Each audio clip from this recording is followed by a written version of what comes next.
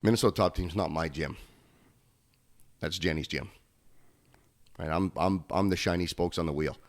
I built it, but she runs it. What's up, everybody, and welcome to the third official episode of the Pohada podcast and the third installment in the Booze with a Black Belt series. As you heard there, my guest this time around is Jeremy Clark, who along with his wife Jenny own Minnesota Top Team over in Eagan, Minnesota. There you'll find not only Brazilian Jiu-Jitsu, but also boxing and CrossFit. As usual, before we jump into it, a few key notes. First of all, thanks again to Kathy and Paulie Brooks for hosting the conversation. Second of all, my offer to buy you a coffee from 5 Watt Coffee still stands. All you got to do is give me a 5-star review and write something funny in your review. Funniest one gets a gift card to 5 Watt Coffee. This week's winner's entitled Puts a Smile on My Face, so shout out to username Fresh Steeps, who's a friend of ours from M Theory. And make sure you check out his new podcast called The Tea Migos and learn as much as you can about good tea. And without further ado, my conversation with Jeremy Clark of Minnesota Top Team. We, early on, and I could kill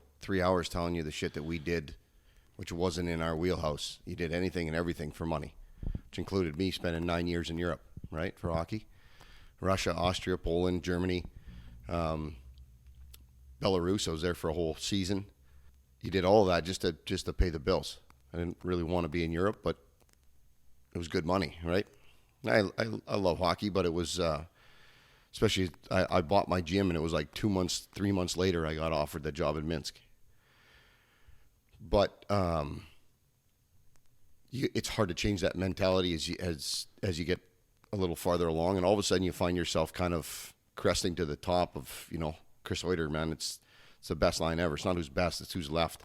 Right. And we found that in our gym ownership. And so back in the day, we would take those kind of meets where I have no interest in powerlifting, but we would do it because it was $1,200. And then you realize that you're like, fuck, we don't need this. Not that I'm not interested in it, but I don't think there's a thing that bothers me more, and it's a personal thing. It's that's my house, and the people that are there, like, there's so much respect and the shit that I've built, and I put my hand on every single thing. And when people come in that aren't from there, and not to their fault, I do the same thing.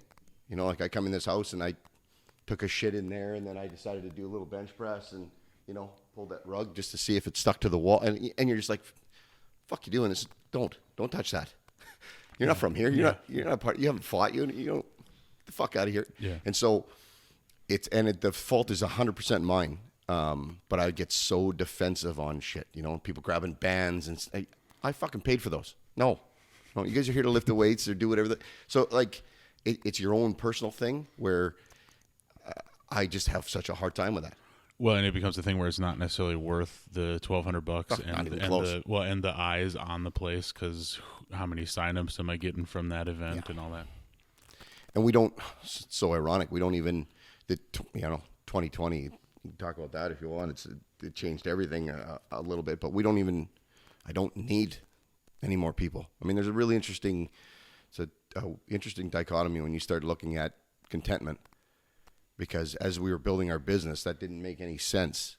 You never talked about that. You were just like, we're at 200. What's it take to get to 300? We're 300. What's it take to get to 400? Sure. Okay, 500 is our new goal. Fucking the headaches that came with that, the coaching, like the people, the classes, the morning classes that no one would show up to. And you're just like, this isn't, what did I buy the gym for? What do I have the gym for?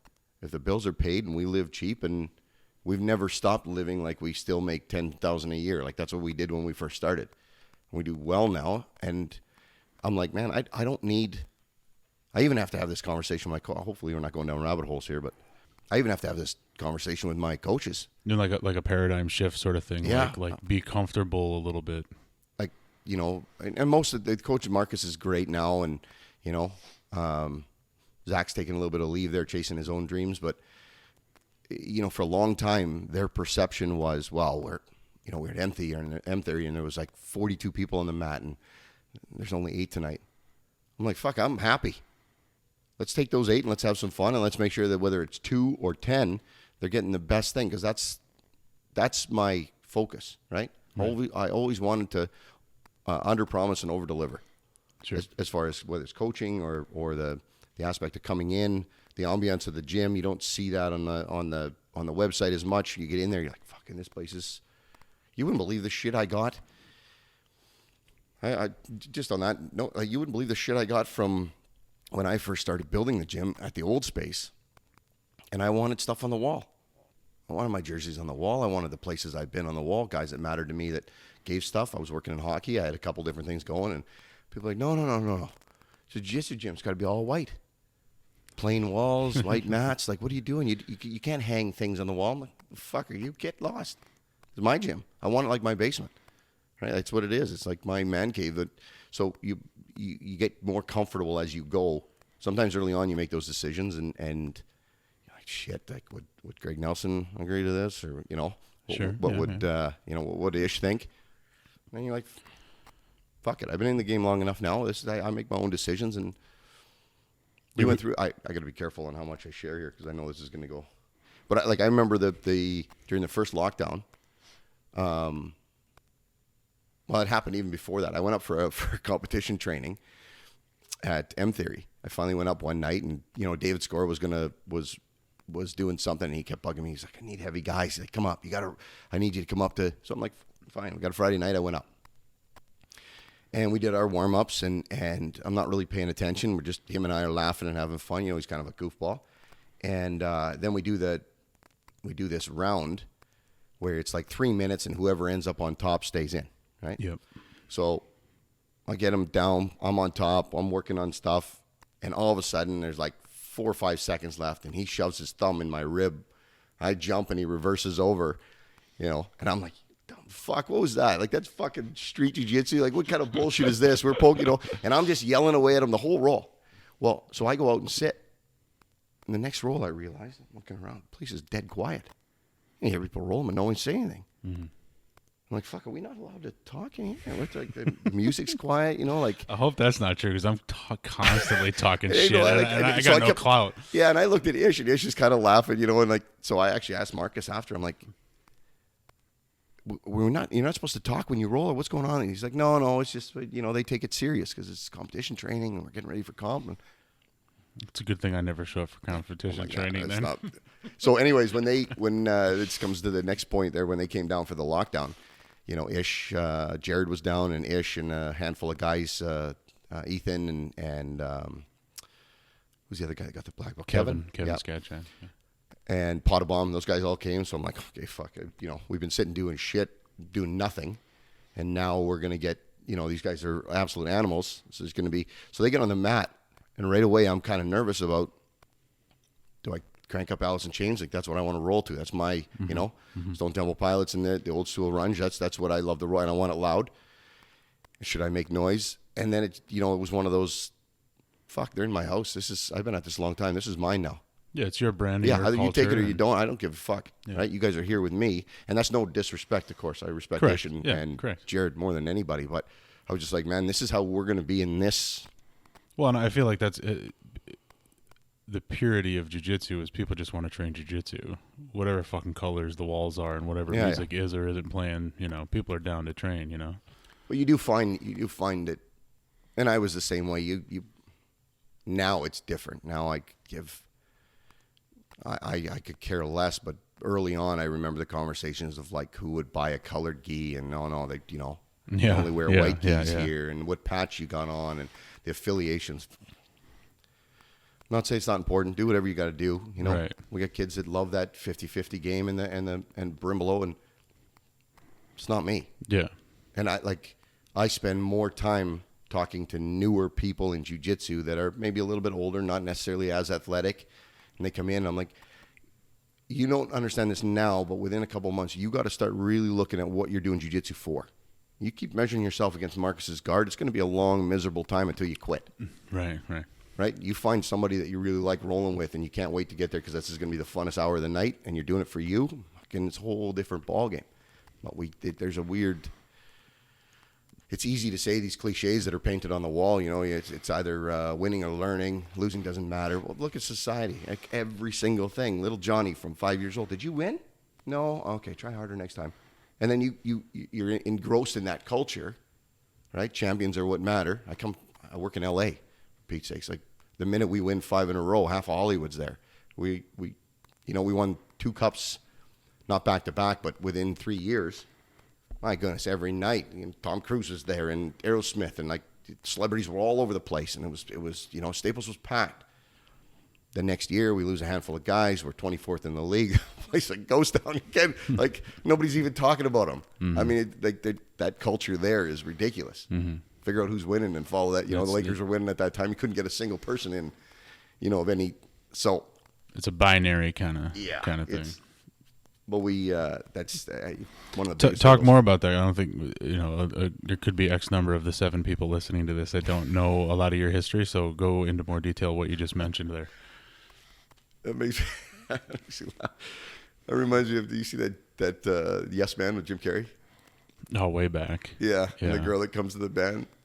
Hi, LLP. Hi, Mark. Hi, Kevin. There's 7 people in the band. They're always there.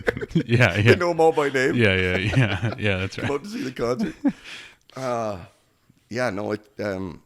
did a podcast with John Grills. I might have been the only other person I've done one with. And we took 2 hours. My background's pretty complicated. I came down to the States at 20 as a mechanic.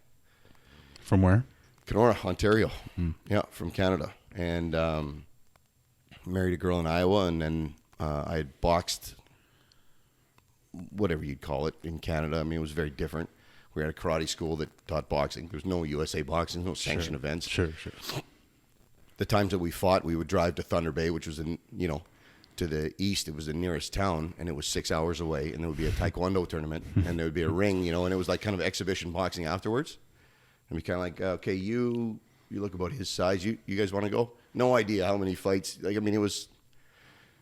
Anyways, so that but I was always involved in fighting from probably 14 or 15 on. I did karate first, and then went into boxing. So when I came down to the States, found a place in Iowa that was doing kickboxing and still trained. And then just like everybody else, saw Hoist win UFC and went, what the hell was that? Yeah. Because everybody saw Frank, remember the culture, right? The whole deal, yeah. You saw Frank Shamrock walk out and you went, oh, this poor little guy's going to he's going to be jelly, right? And all of a sudden the guy's tapping. Well, it wasn't until I came to Minnesota, and there's a lot of things that happened in that time. Ended up coming up to Minnesota, getting divorced, and was always looking for a jiu-jitsu gym. There wasn't that many. And then one night I was driving it was so stupid. We were going from what used to be the Valley Lounge on 13. It would end their last call would be at like 12:30, but then La Fonda's would be open until 2. So you would leave there and go over. And I took the wrong road. Yeah. And I went down Kennebec, and Paul Petushin's little jiu-jitsu gym had I've kept a yellow sign. It's 16 years now. I kept it. It was stuck in the window, and I saw it. And I called the next day, whatever it was, and went and started jiu-jitsu. And after that, it didn't make sense to me. He was 152 pounds, and I was big. And I thought I was going to murder this guy. And I got my lunch fed to me for 3 months, just like everybody else. And well, first UFC was 93, 94. Mm-hmm. And then there was like Pancrase stuff the year before or something like that. But like you're fresh out of being culturally inundated with big, badass, muscular dudes in movies saving the day. Yep. So then you see the real fights happening. You're like, what in the fuck was that? Yeah. That's not in the plot line, So same, then you show up and you get that same experience. Plus, I mean, you think of the influence of good, bad, or otherwise, the influence of Hollywood in every aspect of life, but especially in fighting. I mean, everybody thought Steven Seagal knew what he was doing. Yeah. Just so happened. You don't realize it until you learn later on that everybody was running at him with the same, in the same direction for Aikido to work. And like, nothing against Aikido, don't care. Sure. Like, but they. There's a certain amount of choreography that goes into movies and certain other elements of things that you take that away. And I mean, I'm not as interested anymore in the UFC. I don't mind it. I my thoughts on it are a little bit different. I liked it a lot more at the beginning because I think the beginning was such a revelation of all these. You know how it was. These idiots announcers that didn't know what was going on. A ref didn't have a clue. And this guy's coming in and he's a SEAL Team 6 trained, with the magic death touch. And, you know what I mean? Like, kill people with a look. He'd come in and just get absolutely slaughtered. And then there was the next guy. And there was ninjutsu. And there was sumo wrestling. It was everything. And it was very quickly just like you know what it's like when you get on the mats. Very quickly, you know, I use analogies because it's how my head works. But I tell people, when you go to jiu-jitsu is the hotel mirror. Okay? So you at home, you get your lights set and you look in your mirror and you put on your, you know, certain levels of disfigurement in order to look the way you think you should look, your hair and your beard and everything else. But then you go and travel and you get to a hotel and you turn on those fluorescent lights in the mirror. There's no hiding there. You're just like, can we dim these things a little bit? Well, that's what jiu-jitsu does for you when you get on the mat. You're just like, okay, I'm not strong. I'm not tough. Yeah. I'm not in this world. And I don't know what I'm doing on the ground. And that's what I love about it, man. That ego. I haven't touched weights in 15 years. And I fought Kevin Levrone and Dorian Yates. And I mean, those guys are my heroes. Yeah, right? Absolutely. Just love them guys and follow the, you know, every time a new Muscle Tech protein had come out. And, you know, we were buying that stuff by the pound. Mm-hmm. Now, you know, just once I started jiu-jitsu and that realization came in. Weights don't fight back. No. And I tease, oh my God, if my guys hear this, they're going to be choked, but I joke about this because we have CrossFit and boxing and jiu-jitsu, right? Mm-hmm. And all the CrossFit people have to walk past the mats and through the boxing room. Yeah. So what you get is this you get this transformation in CrossFit where like they start, and then as they get good at it and as they start to get in shape, and slowly but surely, like the clothes start to come off, and then the tighter shirts come in, and the Reebok, you know, like the On It socks come out, and like and before long you get this handful of guys that, you know, it's 42 degrees out for some reason, they still got to work out with their shirt off, right? And so you see this progression in these young guys, and they, you know, they're pumped up doing CrossFit, and God bless, I love CrossFit. I'm supposed to say that for the sake of the people that are there. I work with a CrossFit gym too. I'm right there with you. And everybody has to find their thing. It's not, I have no issues with it. But once in a while, those guys will get invited over onto the mat. And as soon as that happens, you see the shirts come back on and the hoodies come back on. Yeah. There's a bit of a realization that, you know, like it is a great thing and it's phenomenal, but it's different. And it just, like, as long as you're not staring in the mirror with a perception of toughness based on what you see, because that facade gets popped really quick. But do you remember a couple of years ago there was some CrossFit gym, they kind of went half viral for doing CrossFit for self-defense? Oh yeah. Like they were relating shitty clean and presses to like striking and stuff, you know? It was it just called CrossFit Defense, or did they have some stupid cliche name for it? Probably. They were throwing the med ball to represent a punch. Yeah. God. Which, I mean, okay, biomechanically at a base level, elementary level, I see what you're saying. Also, stop it. Biomechanically, eating dinner could be translated into punch defense. I mean, I guess, right? But I mean, if only. I think it's fucking, how dangerous is it to give? And it's the same reason why I will never. I mean, we've been guilty of putting it on our website or advertising women's self-defense, but it grinds me immensely. I can't advertise a women's self-defense weekend because it's bullshit. Tell me why.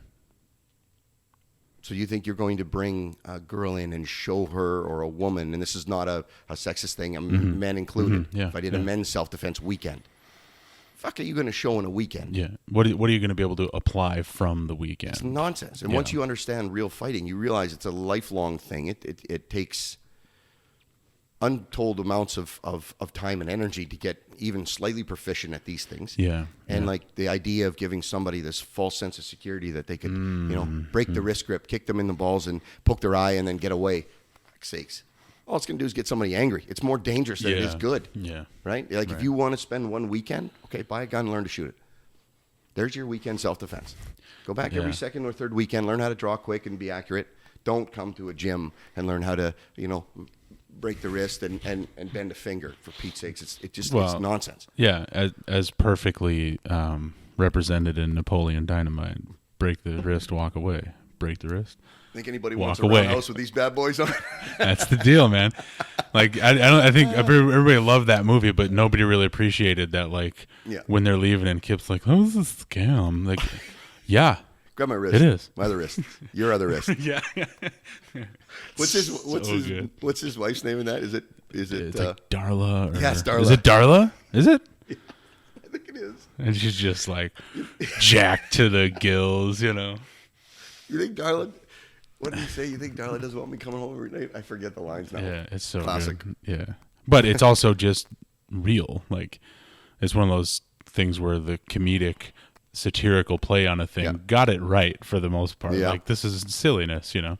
What you're hoping to get out of that weekend is like what a couple stripes on a blue belt will probably actually get you. Like, what to kind of do with my hands in this one random situation, sort of thing, right? I mean, and yes, and I mean, like, again, not bashing on anything. I guess if at the core level of it, you want whoever comes in for a self-defense seminar to realize that self-reflection of like, man, this is not good, and I don't know what I'm doing, and then they join, kudos, and then it's done its job. But I mean, the nonsense that's sold, you know, I mean, all the videos that go viral, the guys trying to do knife defense, and we had Jared, Zach and I did, we had Jared from Brainerd come in, Professor Jared, and we were going to have a seminar on Saturday with him, and Zach and I both asked him to do a private on Friday night with some of the knife defense stuff that he does, you know, you know, his background. And, I mean, what an eye opener. Like, he came in and he was just like, everything you think you know is bullshit. yeah. And so he just started playing around. He's like, here's this little knife. And he's like, okay, you got to stop this thing.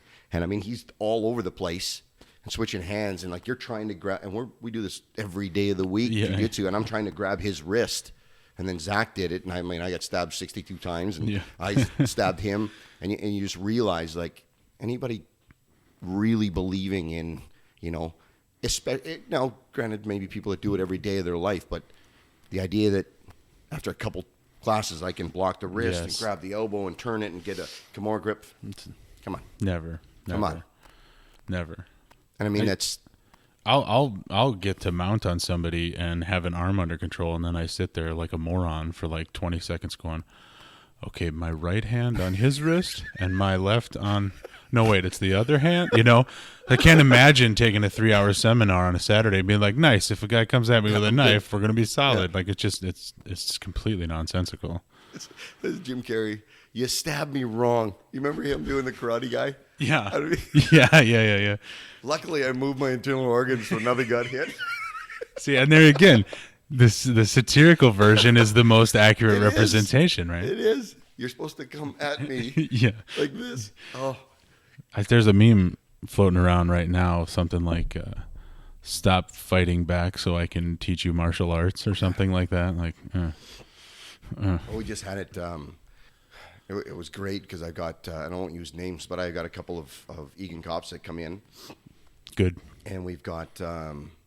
We've done a lot of work on, you know, trying to get he's a huge advocate of trying to get, you know, the whole group of guys in of some sort, or to get some hand-to-hand stuff, and you know, they're running into all sorts of roadblocks as typical. But we had a monster guy, big dude, ex-D1 athlete that takes boxing, and you know what those guys are like, just no ability to control the volume on muscle, right? Just like, it's either spaz 100 plus he's athletic plus he's strong, or zero, like just hasn't figured that out yet, 2-3 classes in.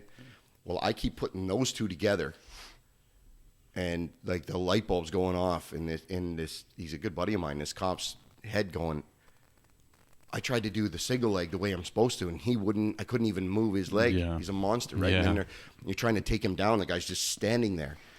I'm like, well, there's a handful of lessons in here. It's like, one, this is where you spend a lot of time on the little details of the technique because they really matter, and two, you start to realize, okay, this might work in competition at somebody my size, but you profile your jiu-jitsu into, okay, if he's 6'4" and muscular, I'm not taking a single leg, right? You're going to try and get around the waist and create a trip and get him off balance, but I can't ankle pick him. Yeah. You know what I mean? Or especially if he's throwing a punch, like there's some reality to it, and it's been great for him. I love it. Just like you talked about, you start to wade out the bullshit and start to see, okay, this is, if it's real, if I really have a guy this big and he's a monster, I got to be prepared and I got to be dialed in. Well, and not only that, but I got to have a specific tactic or a specific response in mind, right? Yeah. 5'4", 120 ain't the same as 6'5", 280, like you're saying. And again, this comes back to why you're doing jiu-jitsu. You know what I mean? Like, I love our young guys that are doing it for competition, and they grab a collar and they drop on the ground. Interlock legs, 50-50 guard, start working ankles. Awesome. Unless someone's punching. Mm-hmm. And so that's not taking anything away from them. I love it. Go get it. Chase competition jiu-jitsu. It's a beautiful art form, and it's great. Because there is also some reality. Like if I'm squared off with Marcus and he gets a collar and drops down and I start throwing punches, I'm probably still a little screwed. You know what I mean?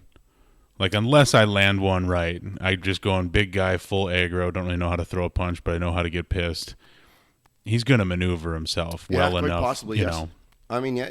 I mean, you still run the risk of, like, your face was completely open because you're grabbing my lapel and twisting your leg around my arm. I see what you're saying, but at the same time, like, he's going to off-balance me. And right. Yeah, and I guess that's where you could play the what-if game a lot. For sure, yeah. And he's, there's a reason why he's a black belt in the level he is, and even as a small guy, he's very hard to hold on. So, yeah, he's got a much better chance. Mm-hmm. And I think Marcus has a lot more cards in his hand, being a smaller jiu-jitsu black belt with his skill ability than a small guy without anything. Oh, definitely, you know what I mean? Yeah. So, yeah. You start comparing, like, a hierarchy list and how you're going to end up matching up. Well, it's like an infinite conversation at that point. I have the hardest time with him because it Me too. Yeah, it goes against everything that we, I really have to change my jiu-jitsu game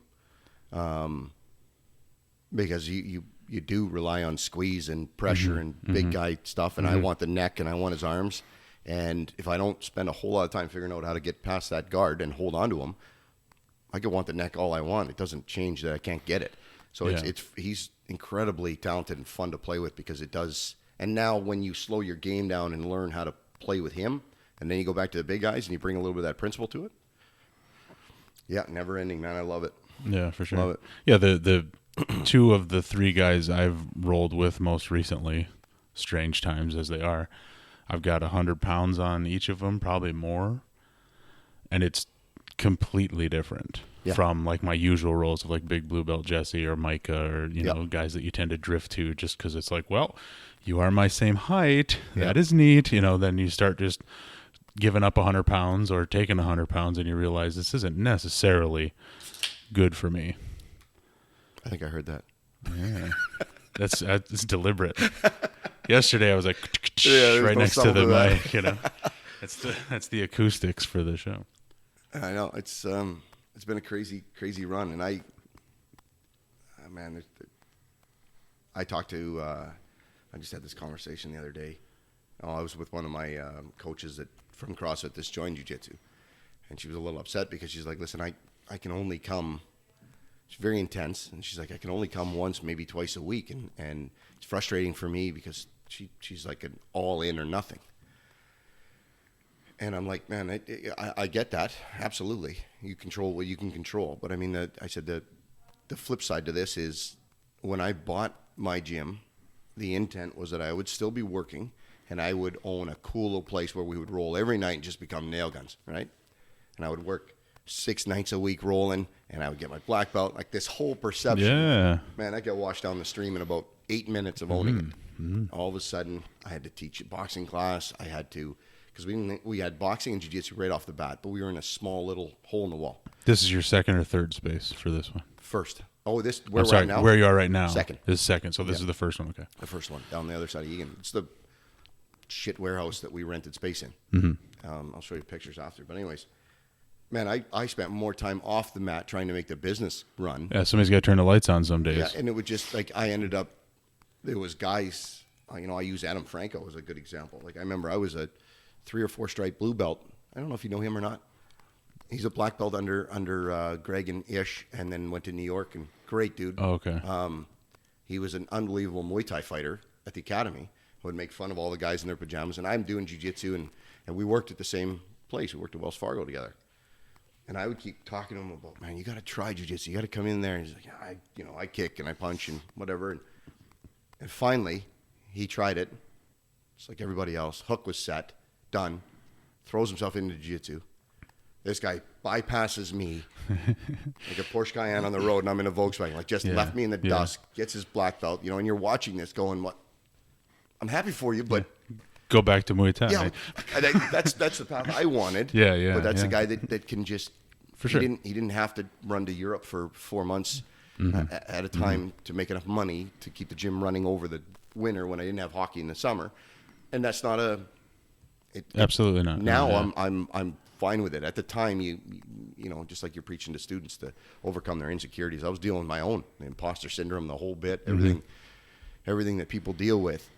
And I think that's where it's so important as gym owners and coaches to open the communication into the stuff that's not talked about a lot, and not just, no, it'll get better. Don't worry. Yeah, no, everybody has that plateau. Like, to actually bring a little empathy into it of like, man, let me tell you a story. You know, like, this is where I was, and these guys came in and they were just gifted and they blew past me and getting tapped by a white belt when I was, 4 stripes of purple and all of those things. Everything that everybody takes as a shot at their manhood and an easy escape for failure and to quit. You got to communicate those things because and people comparing themselves. Man, it's the worst thing. 45, family, kids, full career, start jiu-jitsu, fall in love with it, and then they're staring at these, 19 to 25-year-olds that want to do it for a living, drill all day. And they're like, well, I just can't do anything with him. I'm a failure. Yeah. Like, man, that's perspective. He lives with his parents still. Calm down. Leave Marcus out of this. You don't have to be mean to him. I meant Siobhan, but yeah, Marcus too, honestly, we could just do the list of them, because right as you started saying that, I'm like, this is not a theoretical example. I can give you the names, I'm just busting his balls. For sure. But yeah, that's it's so much about perspective. And like, until you find jiu-jitsu for yourself, and you don't realize that at the beginning because it's all brand new, right? It's all new, and you're just excited and you expect to be bad.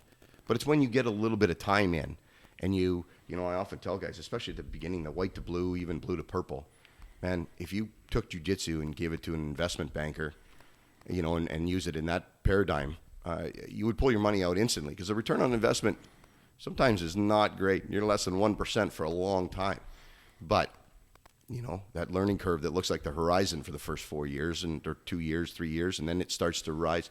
Then all of a sudden, a new person comes in, and my pass, my side control, as soon as they start to move, I'm already on the other side because I know this chess game, and I put my bishop up, and they're chasing the bishop. My rook is here to take that, and you're like, okay, all right. Now I see why I invested so long for so little, right? Yeah. I love checkers. You're a power lifter. What do you think? Yeah, man. Pick it up, put it down. Even worse, my primary competitive pursuit was strongman. Like, there's not even rules. Yeah, it was up, and now it's down. Cool, rock and roll. There's no form or nothing. I got to be honest. The first time that tournament whatever they call them, meet, competition. Yeah. And I watched those guys. I mean, I laughed so hard, and bless, everybody needs something. There's people that collect toy trains. Good for you. I don't care. Yeah. But when I saw them come in for that one guy that's over there with the big, he's a truck driver, tattoo on his head and a big horn in his nose. He's probably 5'1", right? It's not a shot at him. He's a super nice guy. But he came in to do the deadlift. And, I mean, he went almost to the splits. I mean, feet were at the weights. Same here. He goes down, 2.5 inches, gets his weight, loose. They give him the green light. He drops. Yeah. This far. Yeah. And I'm like, okay, somebody stop this. There has to be a rule here. Like, it's different for a guy that's that short. I don't know. I didn't understand it. So but the bench is even worse when you get to guys who have the mobility and the limb structure to get to a really fantastic position within the rules for the bench press. And you watch it and you're like, it moved 3/4 inch off his chest, but it's legal. Yeah. You know what I mean? Like, it meets the requirements. His elbows were bent, and then they were straight. It paused on the chest when they were bent. Like, but you just go. It's a lot like a lot of jiu-jitsu stuff where you're like, Paulie is as tall as he is. I'm as tall as I am. He weighs what he weighs, and I weigh what I weigh, and he's going to be better at some stuff, and I theoretically at some point will be better at other stuff. It's just some guys are built for this, some guys are built for that. But there is totally a comical element to some of that, where you're like, it didn't really move a lot. Is that the idea here? You know what? So this is I have to ask this. I feel like I should know it. Can you explain the purpose of the 2x4s on the chest? What's that all about? There's a couple different things. Okay. So that's gonna be most applicable to shirted benching. So that meet you held was a geared meet. So guys were like wrapping the knees and they had the Suits on. bizarro denim arms in the air suits and stuff like that, right? So that is one, you're addressing a very specific range of motion. So that like the bench shirt is all about reverb off the chest. Okay. So a shirted bencher is going to spend a lot of time getting good at their lockout. Okay. Because the shirt does a fair bit of work at the bottom, but not so much at the top. Okay. So you're addressing that specific Top range of 30% motion of the lift. or whatever percentage. Because you'll see 4 and 5 boards when you get out to the crazy stuff, but 1s and 2s are real common. It's also good for shirted benchers still that they're given an easier target to get to, because learning to use a shirt is like hard. You can't just put a shirt on and have a big bench all of a sudden. It's like almost a different sport in and of itself. So you use it as a target for working that bar down, which is weird to think about, that it's hard to bring a big heavy weight down, but it is, because just the nature of the gear. I'm learning something. But I'm sure it's the same thing if those guys ever watched jiu-jitsu. I remember my wife watching it before she tried it. And I would be so interested in the match, whoever was rolling, if they were fast and good. And she'd be like, I don't know what they're doing. It just looks like two hamsters playing. Like, I don't get, and I'm watching like, oh, look at that pass. She's like, what happened? I didn't see it. I'm like, you kidding me? It's just two blobs of human close together. Yeah, I can relate to that. Well, it goes back to what you kind of leaned into on the first UFC, and the announcers were like, he's grabbing his leg. Now you'd be like, he's definitely grabbing his leg. And then what? Those even Rogan, he didn't know all the answers. Was in the way he was describing stuff. So yeah, if you're looking at a language you don't speak, it just sounds like noise. And that ties. That's a great expression for why I don't really like it as much anymore, because it's kind of a glorified bar fight now, in my opinion. Sure. 4-ounce gloves, guys swinging for the fences, good boxing and kick. I mean, there's not as much. It's like any sport that was really cool at the beginning, and then the high that top 1% came out, and then it became a very skilled game to that level. But you don't get to see the Damian Maias, in my opinion, anymore, or like the guys that we really liked, or I really liked, that would compensate against the striker and immediately, George St. Pierre's takedowns and like Matt Serra's, his jiu-jitsu and like. So it just everybody kind of had a very unique skill. I mean, the last one that I kind of think where you saw uniqueness die off, this is my opinion. I'm sure there's guys that watch the UFC all the time. They're better than I am at explaining it. But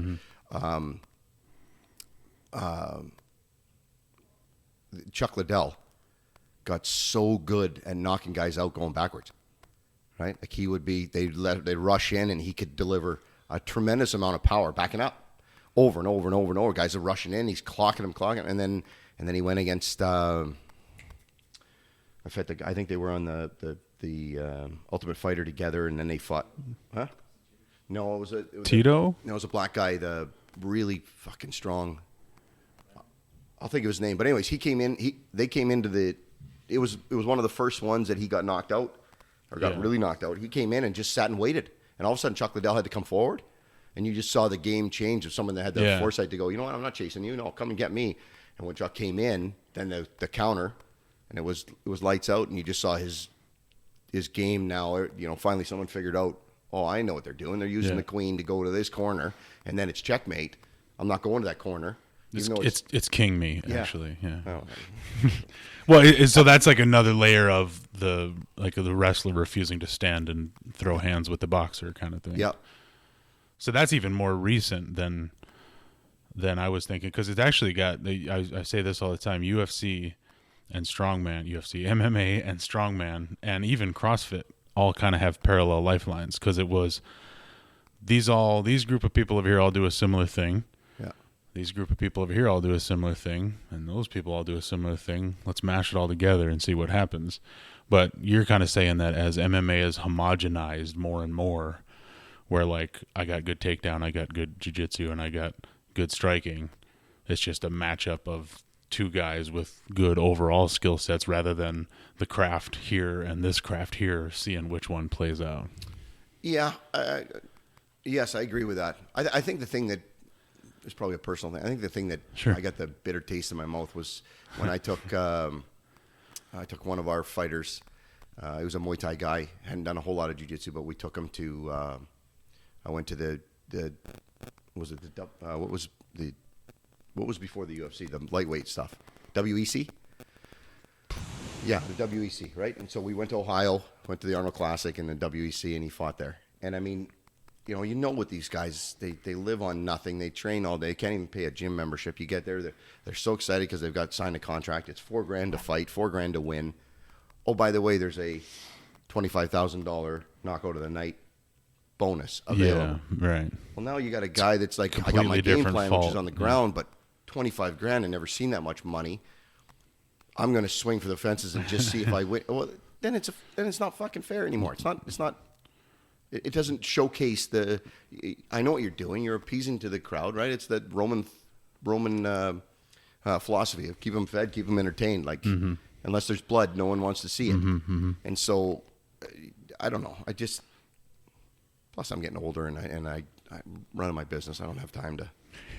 Guys, guys now that I talk to that are interested in the UFC are so dialed into it and all wound up about it. I'm just like, man, I don't have the energy. Well, to be that it's also passionate like something like a part-time job. Like Dana did a brilliant thing. He like reversed the Don King effect and put it back on regular TV. But it's back on regular TV like 3 nights a week, and there's a pay-per-view.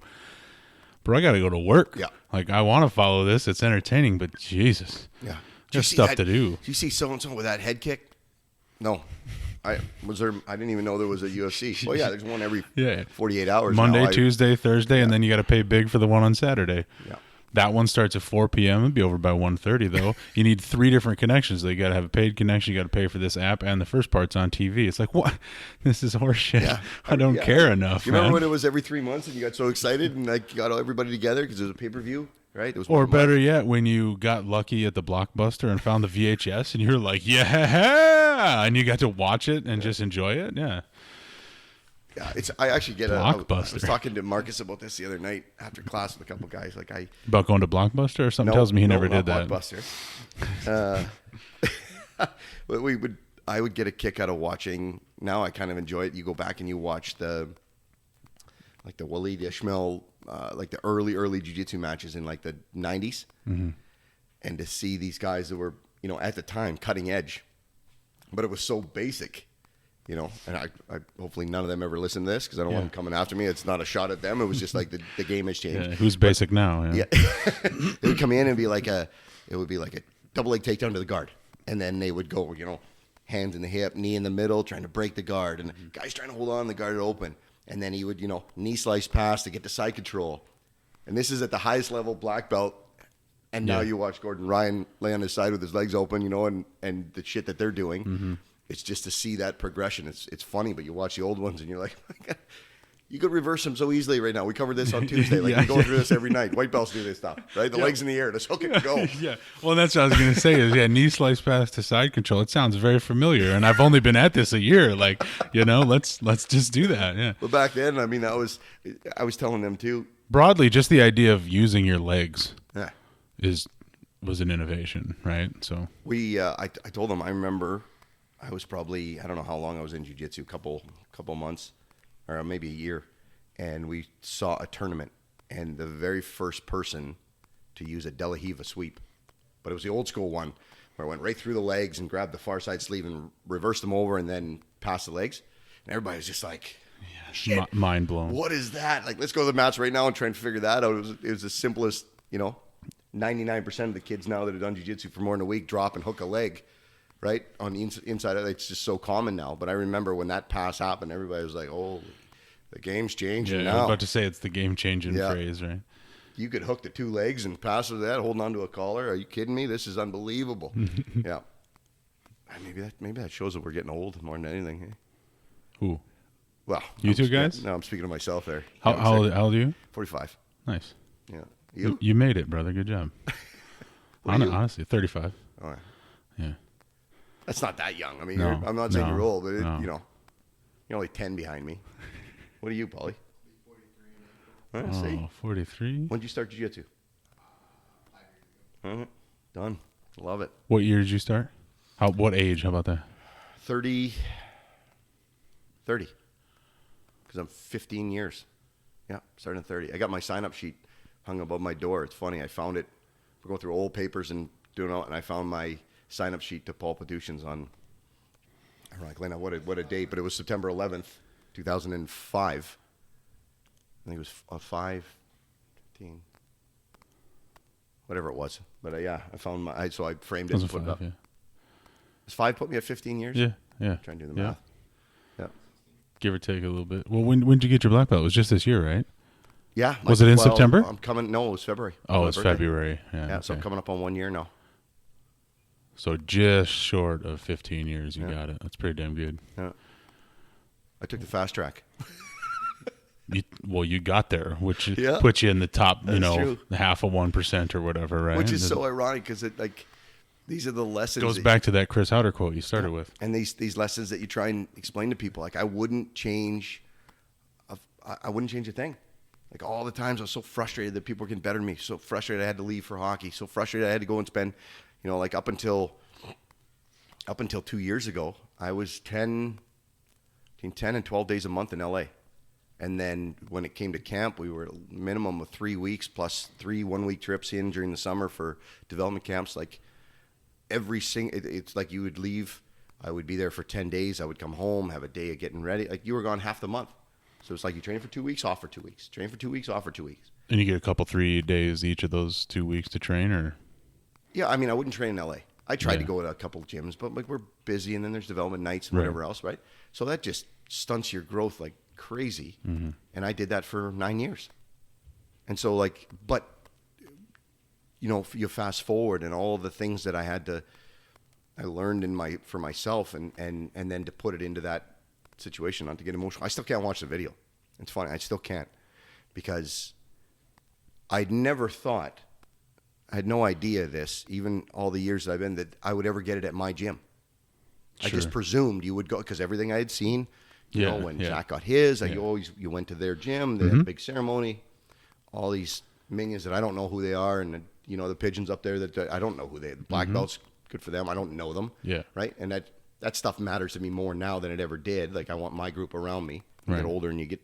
So when it came to last year, and it was the 27th, it was right before we closed down, and it was my birthday, and all of my old jiu-jitsu guys came in, and tons of people were there, and we had food up front. My wife did an unbelievable job, and Ish was there. I thought it was for my birthday. Yeah, that's perfect. And so to get it that night, goosebumps now, but I wouldn't change a thing. Change a thing. It was perfect.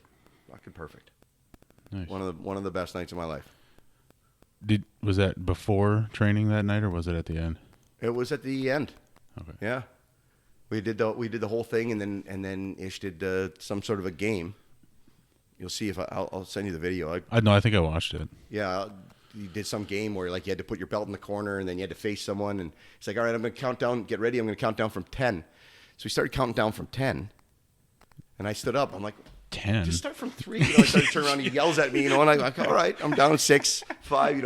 While he was getting the belt out, and bringing it to me. And so, it just shows that I had no idea. None. Yeah, that's perfect. Yeah, it was good, real good. He did a little bit of that similar thing with Marcus and them. Yeah. He's like, we're bringing Jared down. It's going to be a big training weekend. Make sure you guys show up. And it just made sure the guys he wanted there were going to be there. Yeah, he's a sly dog. Yeah, he played a little coy there too, talking about purple belts. Yeah. When you get the purple belt, blah blah blah, and then he pulled out the 3 black belts, and all 3 of those guys, absolute animals. I get to roll with them and love them. Ethan and Kevin yeah. and Marcus, well earned. Yeah, those guys are good, real good. Been a fun run. Can't believe how long it is. But what's your favorite Chris Farley movie? We're going to lighten things up. I thought it was going to be a philosophy question. No. Okay, all right. You a Chris Farley guy? Yeah. Back in the day? Back in the day. I mean, there's come on, two Tommy Boy, big ones, yeah. Yeah, you don't. Hurts here, not here so much, but right here. Yeah, that's right. It doesn't get any better than that. What about Beverly Hills Ninja? I mean, just to stay half on topic. Yeah, no, he's kind of grasping at that point. Yeah, but, hey, aren't we all? Yeah. No, he was his documentary's sad, man. It is Brutal. Yeah. The funnier and bigger somebody gets, the worse that documentary is going to be. I know. And there's a lot of pain behind those smiles, behind that laughter, much. And especially in all the things we just talked about, that you think people in that position. Yeah. We know this is wrong, but it just seems that way, right? Yeah. But you don't think the insecurities are there, and you realize how shallow and nonsense it is. Like that a guy like that. But I mean, I've had the privilege of being around, at least in the sporting world, a lot of superstars, right? And Derek Boogaard was my best friend. I don't know if you remember him or not. I don't know nothing about it. Okay. I see Paulie nod his head, but he's a hockey guy. I'm not a hockey guy. Yeah, so Boogie, he's his picture and all this stuff's at my gym. He was an absolute monster. He was 6'8", 260. He was one of maybe 4 guys that were over 300 pounds and over 7 feet when they played, right? And he was the hands down top 3 league's toughest guy. Fought everybody. That's all he did. Just a monster. And a really interesting. I won't get into the stories, but interesting story on how we connected and why he bought into me versus anybody else. Sure. I mean, you had to see my gym. It was get into the story. So, Derek, he was a Canadian guy, and he came down to. He was in Minnesota, and it was his first year getting called up. Not a great hockey player per se, but what he did. I mean, you want chills. Just go in and start looking at some of the things he did, and like when we fought. Broke Fedorik's face basically, and Fridge came to his funeral. Yeah, Todd Fedorik was at his funeral. I had to give the eulogy there. Is it eulogy?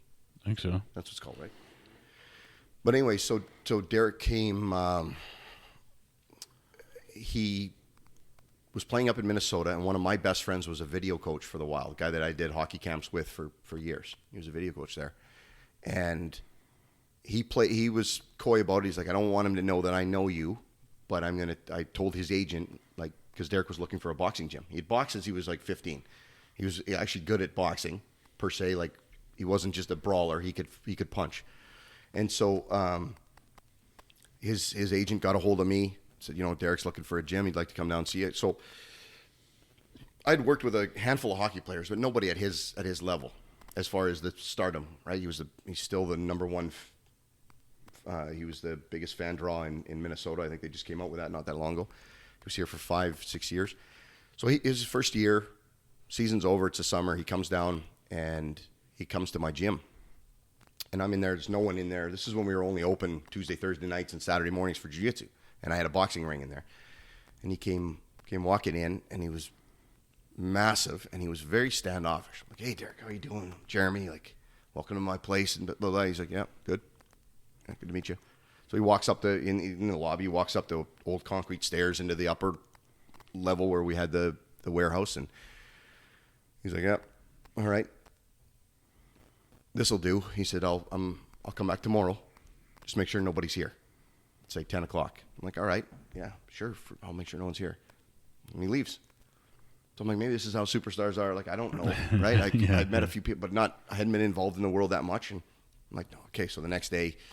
I'm there at 8:30, getting ready for 10 o'clock. I got all the stuff out. I got my pads out. I got a workout set up. I'm ready to train this guy. And he comes into the gym, and he's like, all right, you and I got to spar.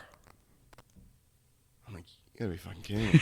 Right? He'd have to duck to go through that door. Yeah. I'm like, spar. He's like, yeah, get your wraps and gloves on. We're going to go a couple rounds. Well, at that moment, I mean, I'm tensing up even thinking about it because it's the worst case scenario. He's a massive guy. I'm supposed to train him. If I get knocked out or if I get beat up, like, how's it going to look on me? Yeah. Plus, then who knows? Your mind plays actual all injuries. Yeah, who knows? Who knows, right? It was more about the pride thing than it was actual injuries. But, so I'm like, that's what he wants, So I get hand wraps on. Of course, I wasn't boxing that much anymore. I bought the gym, and jiu-jitsu was now my passion. And but I'm like, all right. So we get our gloves on. Gym's quiet. There's not even music on. Put our gloves, get in the ring, set the timer for 2 minutes, and we start going at it. And I mean, I'm like a spider monkey. Like, I'm all over the place because I couldn't stand in front of the guy. I could barely get in the mid-range. Like, I'm throwing jabs and then ducking under and winging around, throwing wild hooks because he's huge. Yeah. And he's throwing punches. I remember clocking me once, just caught me square. I think it might even been with a jab and right into the ropes, stars. You know, I got my gloves up. He waits for me to come back off. I broke his tooth. I got a picture of it. He had a fake tooth, you know. So afterwards he's smiling. There's just this little silver thing down. But anyways, we went 2 rounds. Didn't talk between the 2-minute rounds. Didn't talk between the 2 rounds. As soon as it was over, we sit down on the side of the ring. He's fucking writes Clarky, awesome, man. Around my neck. Fucking love it. Starts taking off. Just starts talking. Like an old friend. Just chatting up and talking about hockey. Like, just the door just opened. And I couldn't understand what just happened. And then he started to explain. He's like, listen, I went to 4 gyms in Minnesota and no one would spar me. He goes, I didn't care how you did. So I was going to say, regardless of what actually happened, the fact you were like, sure. He says, I just want to see if you had sand, if you had balls.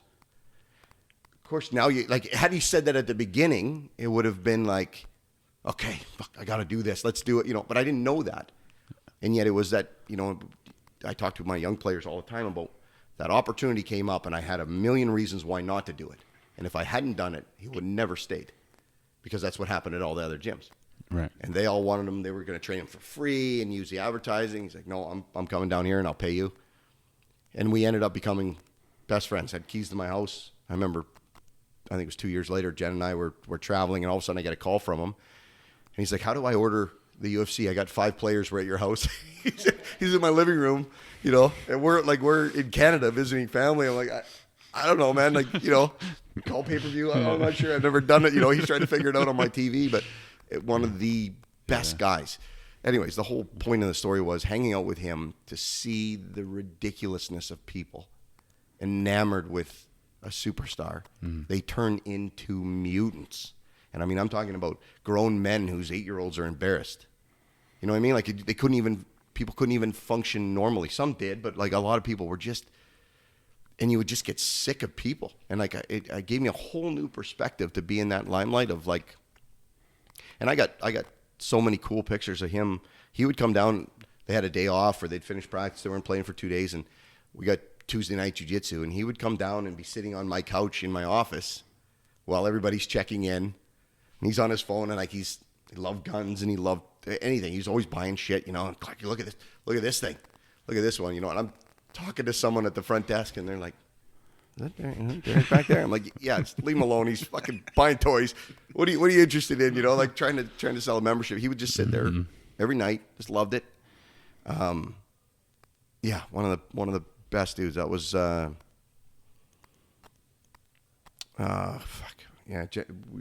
and I was the one that, both Jen and I were there, but I was the one that put him to bed the night he died. And so yeah, that was a tough one.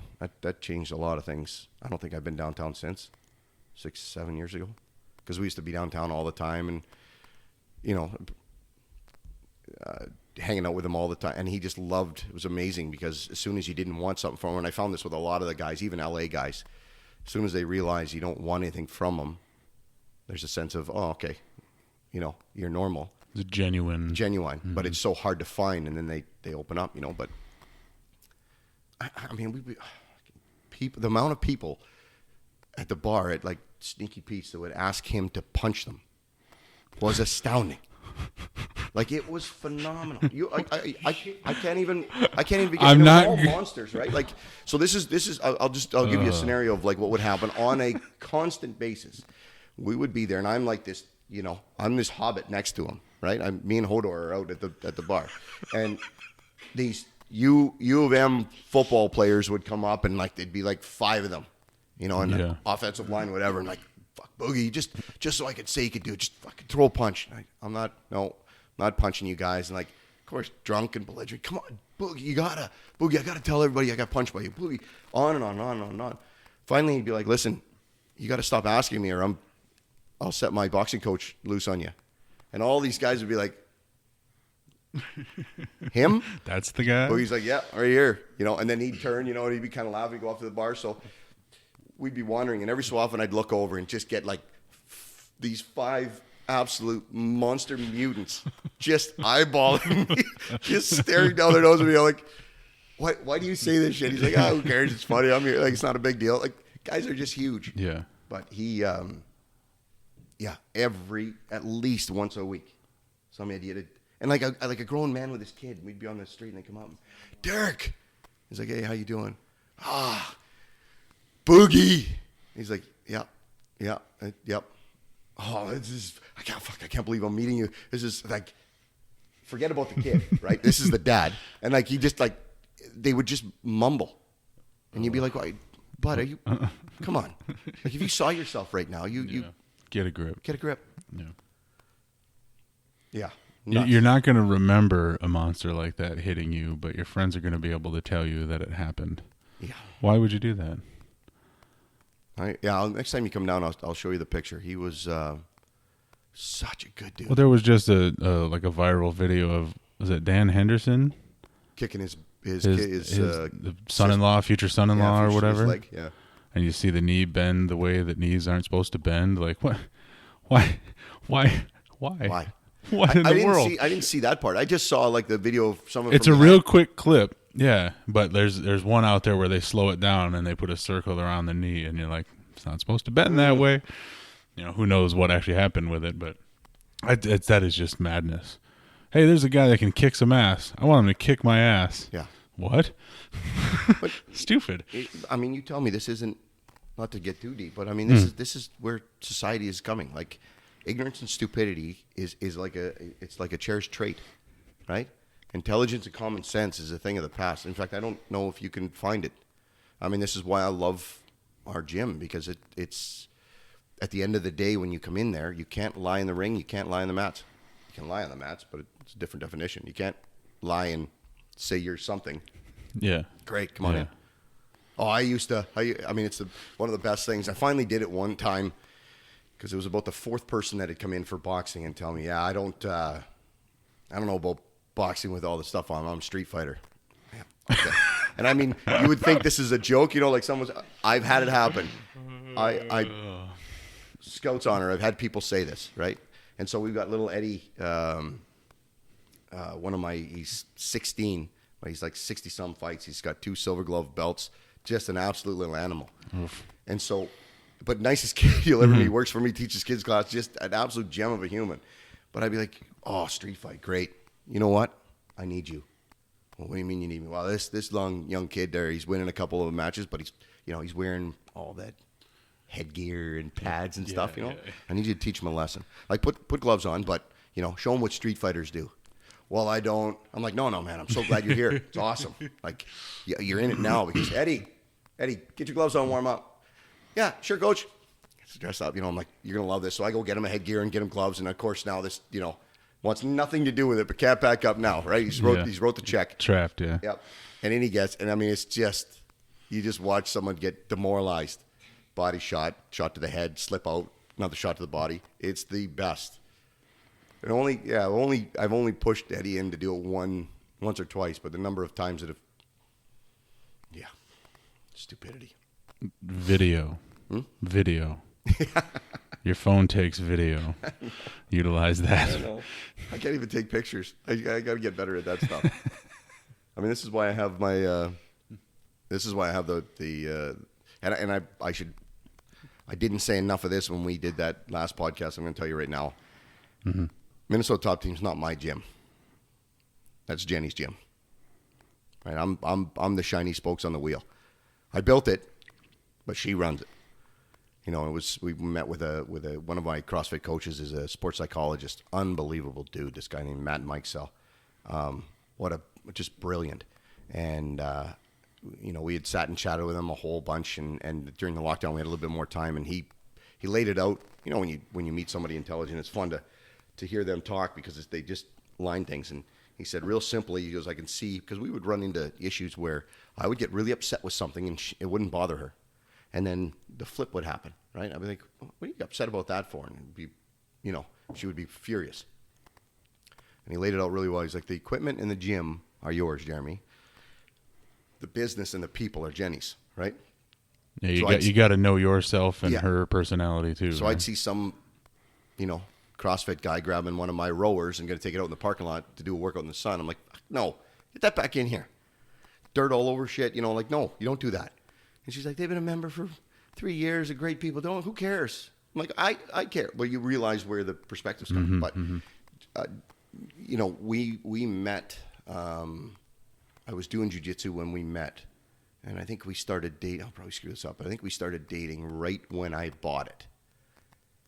And then right away, I mean, we weren't dating but 6 months, and I got the invite to go to Minsk, to Belarus, to be a strength coach in the KHL, first year of the KHL.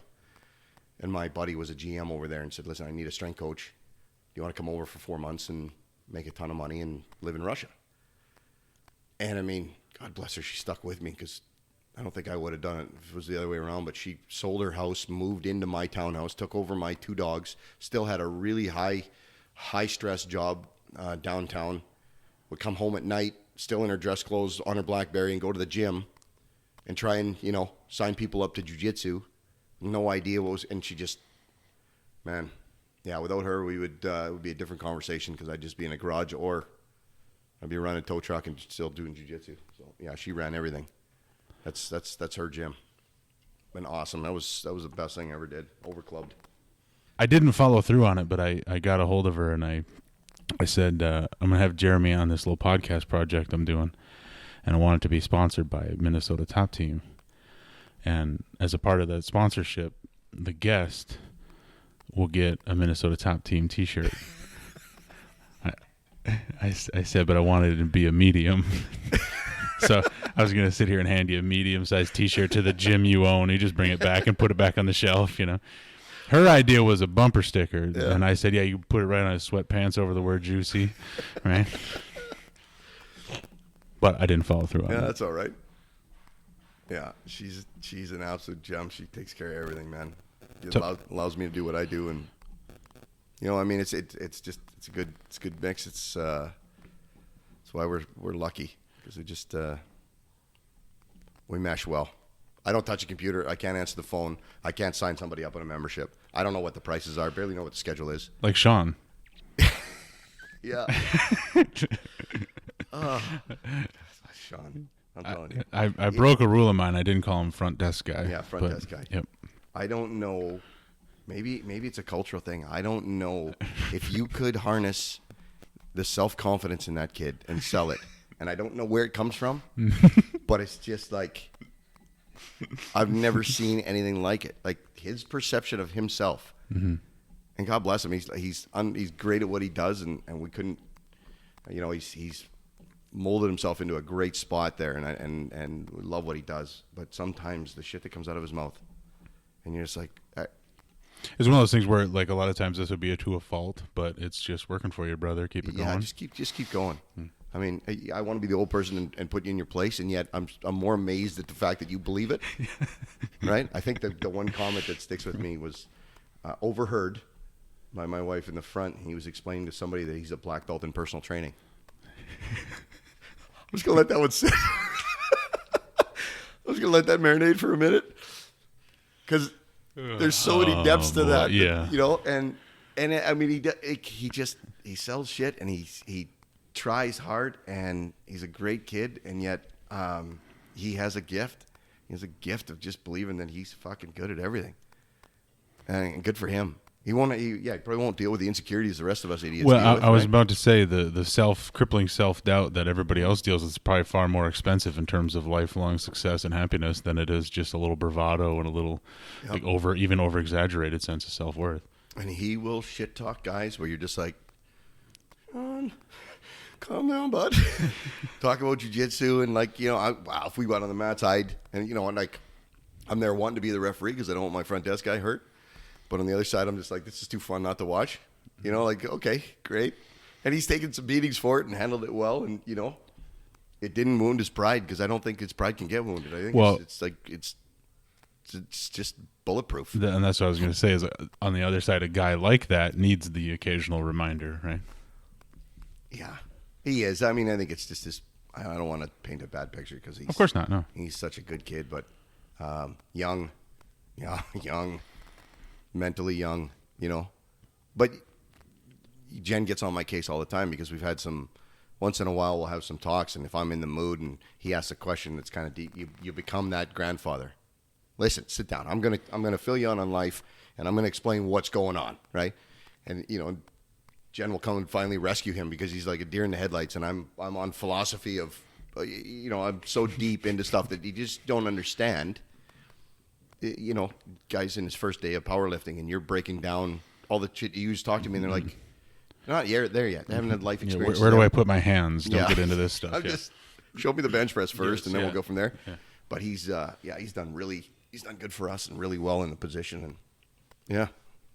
What's he, a blue belt? A little bit of fade on the belt or something like that? Yeah. I should know. So he must be with you guys in 3 years then, right? I think so. Yeah. 2 or 3, I think. I'm trying to put you on the spot. Yeah. Dates, names. I'm done. I'm buried. You can find Well, my especially after this last year, everything feels like it was last year, but it was 2.5 years ago because everything paused for a year. It doesn't feel right. I still got a hockey player. I had 5 for the summer pro guys. I still got a hockey player in my gym right now. It's headed to the middle of January. He hasn't signed yet. So this is like it's unheard of. That's weird. Yeah. He's still training every morning, and nobody's signing anybody because the season hasn't started yet, and everybody's just. But it's surreal because it's just the weirdest year. Tell me the definition of dangle. Yeah. You at the very start of this, I don't even know if I had hit record yet, but you said something was a total gong show. Yeah. And that phrase was explained to me many years ago in like an internship where I've met my first hockey person ever. Yeah. But that guy over there, Paulie, when we were recording an episode just testing out this stuff, he said, something about his jiu-jitsu game. And he said, I'm not saying I got dangle. And I had to pause the whole thing. I was like, I don't understand what you're talking about. So give me your definition of dangle. We'll give you the videos on Snipe and Selly and bar down and top shelf and all that nonsense. Right? Yeah, we'll get you squared up. Everything comes with a language, right? Yeah. Just like jiu-jitsu, you show up and you're like, oh, Rigoshi. That's like literally a different language. What's this guy talking about? Yeah. It's the funniest thing because I will get to dangle in a minute, but Yeah. I got a different, in my brain, things don't retain, you have your strengths, right side, left side, whatever. And when people come and they're teaching a throw, and I'll see Marcus drop, drop Sayanagi and Teratoshi and whatever else. You name all these judo names in Japanese.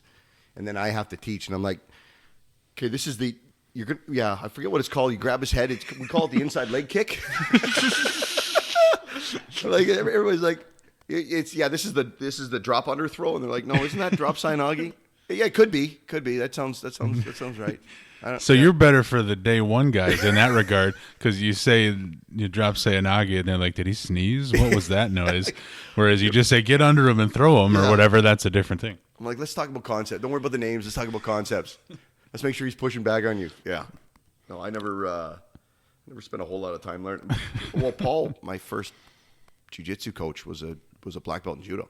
So we did that an absolute ton. And Ryan Iverson, one of my best friends there that used to coach for me, he was a black belt in judo as well. And like when you see guys that are good at it and you watch them work, like he'll fake a leg sweep, get an ankle pick, and then all of a sudden be outside your leg with a hip throw, and like he'll set that stuff up so fast. It's just, it's. Well, I'm new to all of this, so it's all basically a mystery, But you do this takedown and that takedown. But I was at your gym, probably January, pre-shutdown or whatever, and we were starting with a throw at the start of class, and there was a cat you were demonstrating on. Uke, right, or whatever, and you called him Judo. Yeah. What's his real name? Judo. His name is Judo. He got the nickname because I don't know.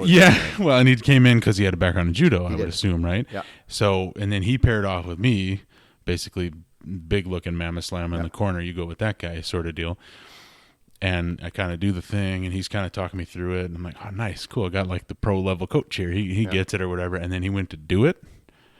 And it was like, oh, yeah, I believe I can fly. If you know what I mean? Like there's a poetry to judo where you're like, you are capitalizing on physics to disrupt physics, and it's going to be an explosion. And so, and on the same, it's the same concept. Like as you get good, and you'll see guys like this. Like the minute you get to side control, your hips are in the air and they're underneath, and you're like floating over, and you're like, I didn't even get to settle in. How did you? The timing and the ability to, because they roll out from that position constantly. Yeah. You know, you're passing the guard, and all of a sudden it's the underhook and up the dogfight, and they're rolling you over, and you're like, it's such poetry. I didn't even feel like I got to the position, and you just did this so naturally, and that's the one thing we talk about. If you want to get good at judo, it takes a tremendous amount of time. I will say though, we did so much judo when I started, and it was weekly someone was hurt. Yeah, it's a lot more impact. You're my landing. Goodness. It's just, and then you watch videos of guys that whether it's Olympic level or even high level judo guys, and when they throw, I mean, it's. So I got to go to I went to a gym in Russia, in Minsk, that was sambo. I'm telling you, like, I am completely fine with handing in my man card and saying that I'm soft. It was ridiculous. They rolled out like 1/8-inch mats on a gym floor and threw each other for an hour and 45 minutes. And I mean, not just throws. It was hip throws that were violent. Yeah. It was like World War II. Well, right? I've only like been thrown very gently for drilling purposes a couple times, not on those springy mats at M Theory. Yeah. And you're like, okay. Yeah. And these are nice mats too. Like, damn. Yeah. The perception that, well, as long as you break fall, you'll be fine. Nope, it doesn't matter. We're big men, you know. Yeah. Yeah, you're bigger than I am. At 230 pounds coming down off someone's hip in the wrong direction, I'm hitting the ground and something's hurting. Well, not even in the wrong direction. How many people you think can like control me down as we're drilling? A few. You know. Yeah, very few. Like, where's Jesse? We're doing okay. There's Jesse. All right, we're good. You know, it's like the only guy that can leverage against the weight and eye him. Otherwise, we're just every freaking drill. You know. I know, and that's you watch you watch the high level judo guys, and they'll do the throw that you think you know. And they'll do it so fast and so violent, and you're just like, "Holy, what just happened?" But those sambo guys, I've never been so bruised and beat up and murdered, and I'm shocked my knees were still in place. Yeah, never again. Oh, Father time has taken me out of that realm. Wisdom. It's wisdom that's taking you out of there. Wisdom. You can call me there, all right. Yeah, judo feels a lot like how I've treated barbells for years and like Atlas stones. Yeah. Like put some launch on it and let that sumbitch land wherever. Yeah. Except that, there's not blood and bones. Yeah, and that's such comes into the some of the conflicts you have even as a coach, because you're like, every time we're doing takedowns, double legs, single legs, hip throws, the drop side now, whatever judo throw you want. You're like instructing your people to do it gently, but it doesn't work gently. Yeah. And you're like, all right. Unfortunately, we're at a paradox now where either one of you is going to not get hurt, but it's going to hurt in order to get this correctly and commit to it 100%. And it's it's one of them things where you can't shoot a rifle gently. Yeah. I mean, once the gunpowder goes off, the bullet's coming out at the speed it goes. And so if you're going to get good at judo throws, you got to have a victim that is okay with taking 100 throws, and yourself too, landing. What do they call them? Crash mats? Is that what it is? Yeah. Well, I have a couple of those. We haven't used those for a long time. We used to use them a ton. Yeah. But do you remember that video of that hockey fight where the guy gets thrown? Yeah. A year ago? Yeah. I say that guy did a hip throw On the ice? on the ice. Kind of clenched up, and all of a sudden he just threw his leg out and hip throw. A lot of my guys that I train, are fucking sour about that. There's a code there that you don't fuck around with, and it was stupid. I mean, the amount of times you could probably throw an elbow or grab someone's neck, but you just don't. It's not very dangle. It's not very dangle. No, that's not I don't know what Nope, it you means. screwed it up. Damn it! I like the effort though. It's very undued. How about that? Does that make more sense? Okay. Yeah. And I got to be careful here. In full disclosure, there's so much about my life that you may not know, but it's a bit of a paradox because I'm in the NHL and I train guys, but I didn't play past high school. Sure. And so it's funny because there's a perception that I played college or went to the American League or no. I mean, I get out on the ice and I can skate, and I played hockey growing up my whole life, but I didn't play organized hockey past junior high.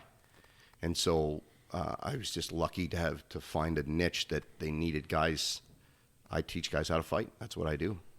So I don't say that a whole lot. I put the title on it because like anybody else, you talk to someone about jiu-jitsu and they're like, yeah, my kid has got a black belt in Taekwondo. You're like, okay, the conversation's over. Great to meet you. I mean, let's talk about what you do for work because you're not going to understand what the fuck I'm talking about. Mm-hmm. And so when it comes to that stuff, it's kind of the same thing. People that play hockey would understand what I do and appreciate it. People that don't wouldn't have an idea. They think we're just grabbing shirts and throwing bombs. There is a bit of a science to it. But I'm part of the player development staff for the Kings, and my main job is confidence. And there's a lot of it that's not just fighting. So much of it parries off of that story I told you about Derek of like young kids and perception, right? And I use a dumb analogy, but that person's like, well, I'm gonna, I just saw jiu-jitsu. I got to go and I'm gonna get a lifetime membership and get on the treadmill and get in shape before I start that. You're like, no, that's perception. Everybody has to just get in the fucking mat and you'll be fine, right? We'll go easy with it. Mm-hmm. And young kids, they think, well, look at that guy. He's bigger than I am. I'm going to get murdered. Just boxing parents are the same. It's so funny. We deal with, I know we're going kind of jumping all over the place. It's all good. We deal with three different, I'll just name three different ethnic groups because they're hilarious. When you get Hispanic people in with their kids to boxing, kid's 5 years old, and the parents are asking, how long until he can spar. Yeah. He's 5.5. He should be sparring now, right? Mm-hmm. You get Eastern Bloc or Russian people. Well, my kid's been to 3 classes and he hasn't bled yet. What's the deal? Like, what's going on with your gym? And you get North American people, right? Little Johnny's 18, but I'm here to make sure he wants to join comp boxing, but I don't want him to get hit. And I'd really like if no one punched him. Okay. In comp boxing. Yeah. Not regular boxing. Join comp. This is true. I'm not making this stuff up, man. I've had mothers talking on behalf of their 18-year-old son, saying he wants to join comp boxing, but I don't want him getting in the ring and getting someone punching him. You're like, I'm at a loss for words here, lady. I don't know what to tell you. And luckily, we're, back in the day, just like us taking on that meet, back in the day, you would make an exception and figure out a way because I need that membership. Now we don't. And you're confident going, you know what? I think little Johnny would be good for a chess match. Join chess or badminton or powerlifting where the bar's not going to fight back. Goes to the gym and lifts weights and looks good. Yeah, nothing wrong with that. Little Johnny. Nothing wrong with that at all. There's a realness to jiu-jitsu. There's realness to being a pugilist and boxing. Like, I give my kids credit, man. The guys that go in there and spar every night, you got to be a nail gun to take that beating. I don't do it anymore. Yeah, I'm not touching it. No. You said man card earlier. Maybe I never had one. That's all good. I don't want you punching me in the face. There's different levels of a man card. You have you can get it. White and yellow. Your blue man card, your purple man card. So I'm a black belt in personal training. Does that correlate at all to? Poor Sean, I should have said that. No, that's awesome. I've been a personal trainer for like 17 years. Yeah. So like I on one hand, I'm like, okay, I see what he's saying, like in terms of a skill set or whatever. On the other hand, I'm also like, shut the fuck up. What the fuck are you talking about? You choke your clients? Because the level of it is just the confidence part that makes me laugh. Yeah, no, it's fantastic. Yeah. Were you going to ask something? No, I was just saying, I told you guys that I'm a black belt. I'm watching TV. Yeah, he said that just today or yesterday. He said if there was belts for sitting on the couch watching Law and Order reruns, man. Yeah. Well, it's funny how the dumb skills. Like I can't remember names to save my life, and yet I'm the same way. Pick any episode in 7 seasons of The Office, and I'll quote the entire episode verbatim. It's dumb how your mind works. I just put up a photo on the Pohada photography thing. Where that picture of you and Travis is originally posted. With I'm not superstitious, but I am a little stitious, which is Michael. Because why is that in my brain? But it is, I don't remember the name of the guy in the photo, but I came up with this line from The Office. I'm telling you, it's so many guys, even my players, like all morning it will be just quote after quote after quote. They all watch The Office. I mean, the shit that thing was an icon. I think back in, 10, 15 years from now, we'll look back at what an impact that Michael Scott had. Right now it is because it's streamable. It's like one of the last shows that you had to go and sit down and watch generation wise, but now they bring it back in, make it just streamable. You can sit and watch it. It's a show that so here we are talking about you're 35 Yeah. like they're 18 and 16 and they grow up Seen all Yeah. of The Office, yeah. It's just not. I mean, it's and granted. girls. So it's like, here's 3 guys talking about Yeah, guys quote movies and shows, but still, yeah. 18 and 16-year-old girls. Yeah. And I mean, it's also the culture's changed. Like they did shit that you couldn't get away with now. But you watch sitcoms Yeah, yeah. and they're so dumb, scripted. Like my wife likes this. What's it? Schitt's Creek. It's good, man. It's Oh, fun. I mean, I know exactly what you're saying. First couple seasons, though, pretty fucking good. I can't do it. You can't do it? No. Oh. John Grills. He's a Schitt's Creek guy. Yeah, that's true, yeah. Oh, his intelligence level shows it. Oh. I was going to ask that because that was the first podcast I said. I said Yeah, I talked to him hopefully- about it yesterday or the Yeah, day I said before. hopefully we have some intelligent conversation because, Johnny started his podcast off with asking about my favorite color. What was it? I can't remember. I was shocked that that's what I'm teasing. Johnny, I'm teasing you. Yeah. Great dude. Well, Tough personality, but great dude. No, he's a great personality. No, it's Just a depends tough on your personality. personality. We talk and text more than most people know. So, Always Sunny in Philadelphia, though. Hey, what? Always Sunny in Philadelphia. Because we kind of half leaned into ragging on like modern sitcoms, but Yeah, I didn't watch that one actually. get it, do it. Yeah? No, I've never watched it. Far and away the best comedy show ever made. I spent a lot of time this year, obviously not, but prior to this, I spent a lot of time on the road, and after a while, Yeah. I kind of want to fill my as you get a little older, I want to fill my brain with stuff that's at least somewhat of a. So documentaries, I mean, I've gone down between Prime and Netflix and even iTunes. I mean, I don't think there's one on there I haven't watched. Yeah, on it's awesome. everything, from you name it, on music and on. I watch shit tons of them. Yeah. And love it. That's the best stuff. Yeah. But, once in a while. I guess once in a while I just go back to the office. Yeah. Honestly, as a matter of like leadership within the community, I leaned over to Ish at M Theory the other day. I said, "You an Always Sunny guy?" And he said, "I've seen every episode." Oh, is that right? Huh? And everybody other than you so far that I've talked to on here, this has come up, I think, on every single conversation. Everybody's seen it multiple times through. Huh. Solid. Could be. I've just And higher not level of soft. intelligence. I don't know. It's hard to say. No, it's not easy. soft and it's not overly PC, right? They keep it raw and they go with it. You know, they basically it's the one of the very few like entertainment platforms that gets away with that stuff, Yeah. quote unquote, right? I got down the aliens and paranormal documentary rabbit hole not that long ago, and man, that's a deep hole. You can get a long ways down that one with. Does this correlate? I had an anonymous suggestion, and this might correlate to that. Somebody said if you talk to Jeremy, ask him about pyramids. Yeah. Who said that? It was anonymous. Yeah? Came into the website. All right. Paulie, get a website set up. No, I you know what? Is that the same thing though? Like this fascination of this weird, bizarro. It's like basically a documentary, but also like there's this sci-fi element because it's aliens and sort of. Well, there is. It's it's just like anything else that you can't explain. No, you got to understand. I come from very strict. We didn't talk about my family much, and we don't have to. But I come from a Judeo-Christian upbringing. My parents are missionaries in El Salvador. Cool. They've come home now. Obviously, they can't go back, but they've been there for 20 years. Oh like that. wow.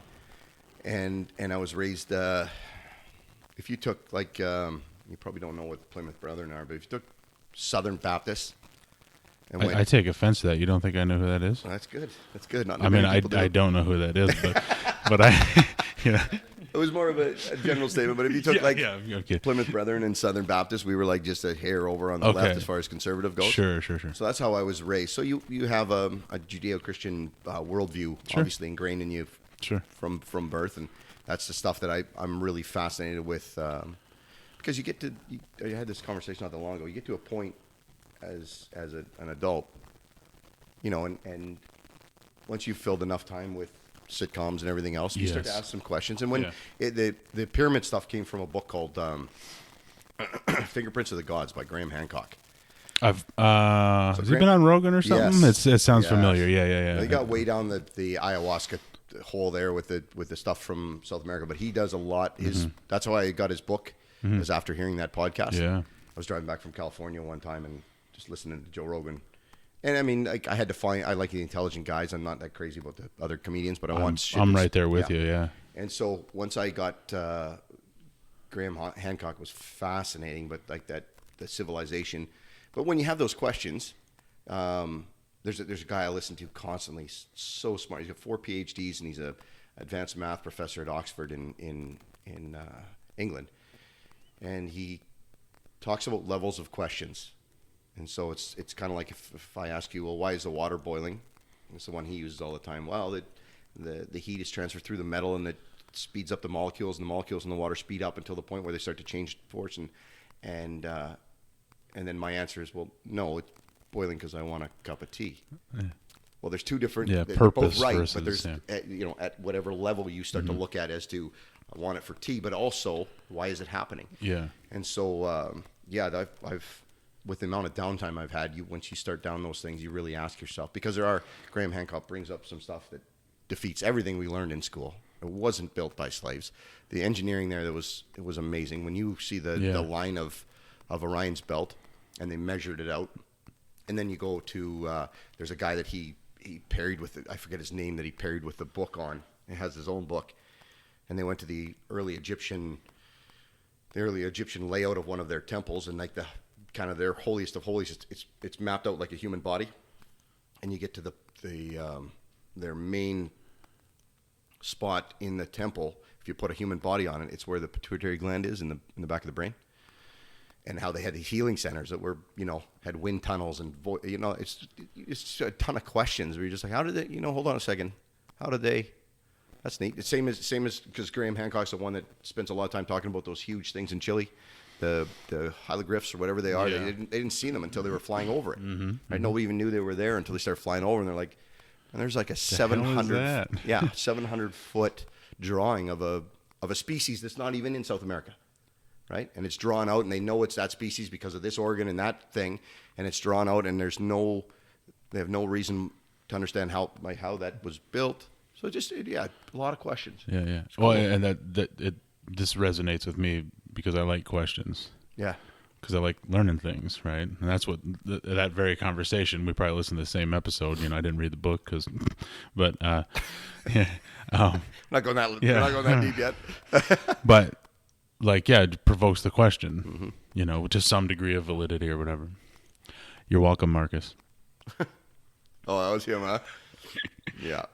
Once in a while, those guys they'll poke the bear, as to speak, and start saying something dumb, and then you go on your rampage of trying to enlighten all these young kids, and it doesn't work. But I love that we grew up with the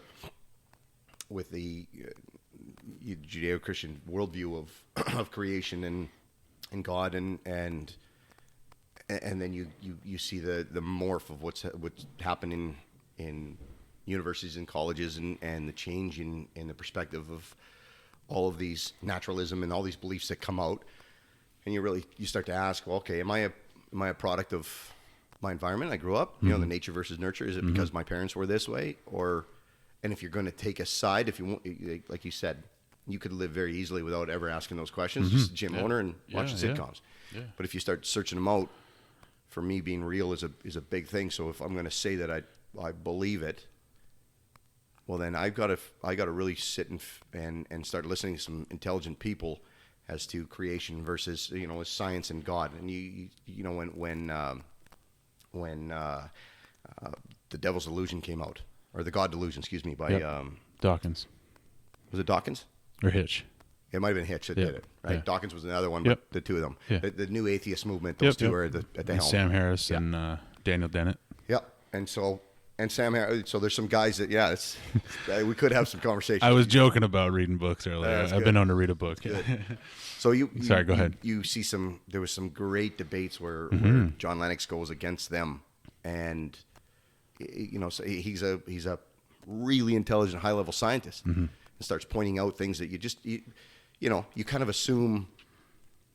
You take the surface level. It's just like the news now. I saw the 1 second clip, and I understand exactly what happened. You have no idea what happened, right? There's 4 sides to that story. Yeah. There's also just more data to take in. Yeah. Like where's more video, where's more account of it, et cetera, Yeah. et cetera. Yeah. And it's always like 6 months later where the truth comes out, Yes. and you're like, oh my goodness, I blamed that person, and it was this one. You Yeah. know, It's not a sexy headline though at that point, so it doesn't sell as much. Yeah. That's right. So, what you're saying is you're gonna watch an episode or two of Always Sunny? I'll give it a try. Yeah, Dude. I'll dig in. What's And- it on? Man, right now I don't know. It's an FX product originally, and they just got re-signed for 4 more. It's gonna make it like the longest running live action, like non-animated sitcom or whatever.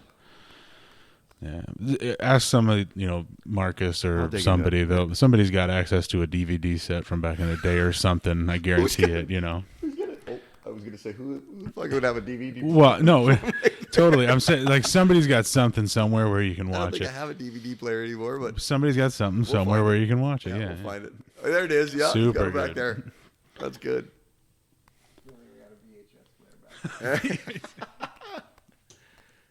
No, that stuff interests me a lot. I like. For sure. I love. I just like asking questions and learning information, whether I take a position on it or not. It's fun to just learn stuff. It is, and it's just, what's so interesting about to go one level deeper is that the things that jiu-jitsu has taught me, you get so humbled, and you understand that you have to face the fact that you're not good at this, you're not as good as him, you don't know that, like all the things that we like to bullshit ourselves about, and then you realize, well, it could translate into other parts of life, or things that my belief is this, and I've held on to it forever. Is it ignorance out of pride, or is it?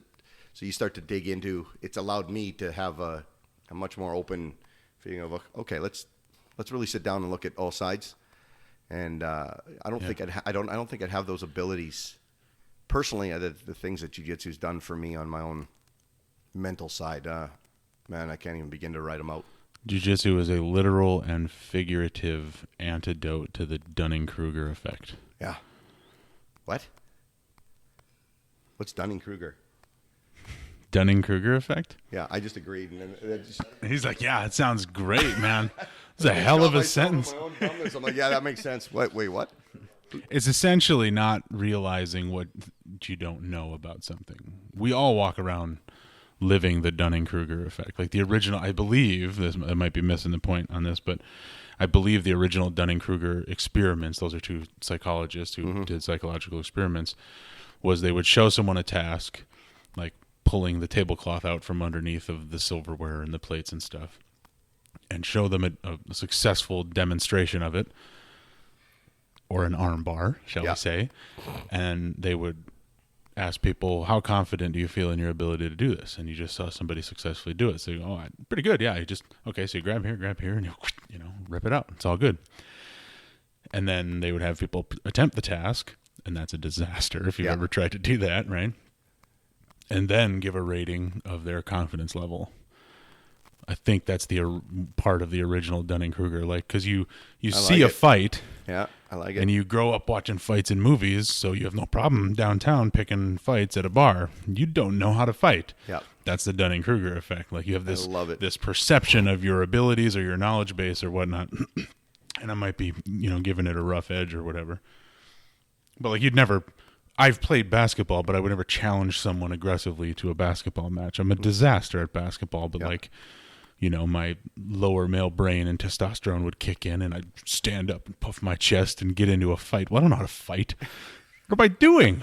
And maybe there's another carnal, base evolutionary layer there or something, but I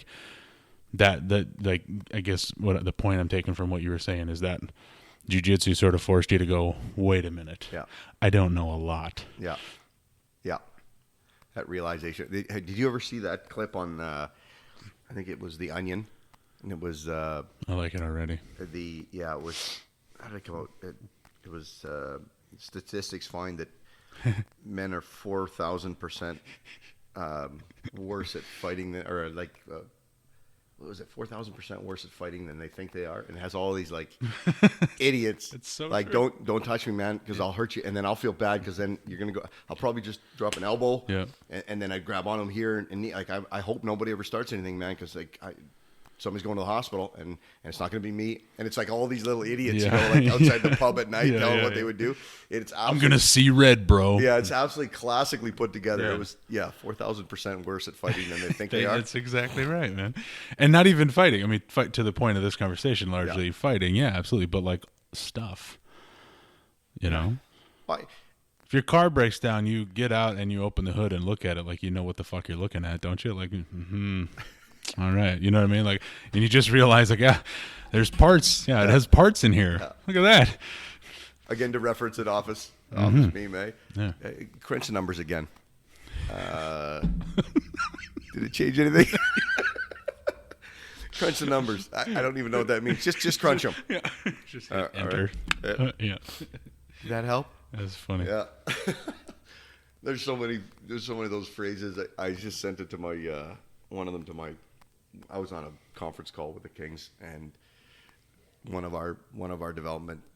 She's a psychologist, and she had put this algorithm together that was like, it was to show some sort of a. I can't even describe it.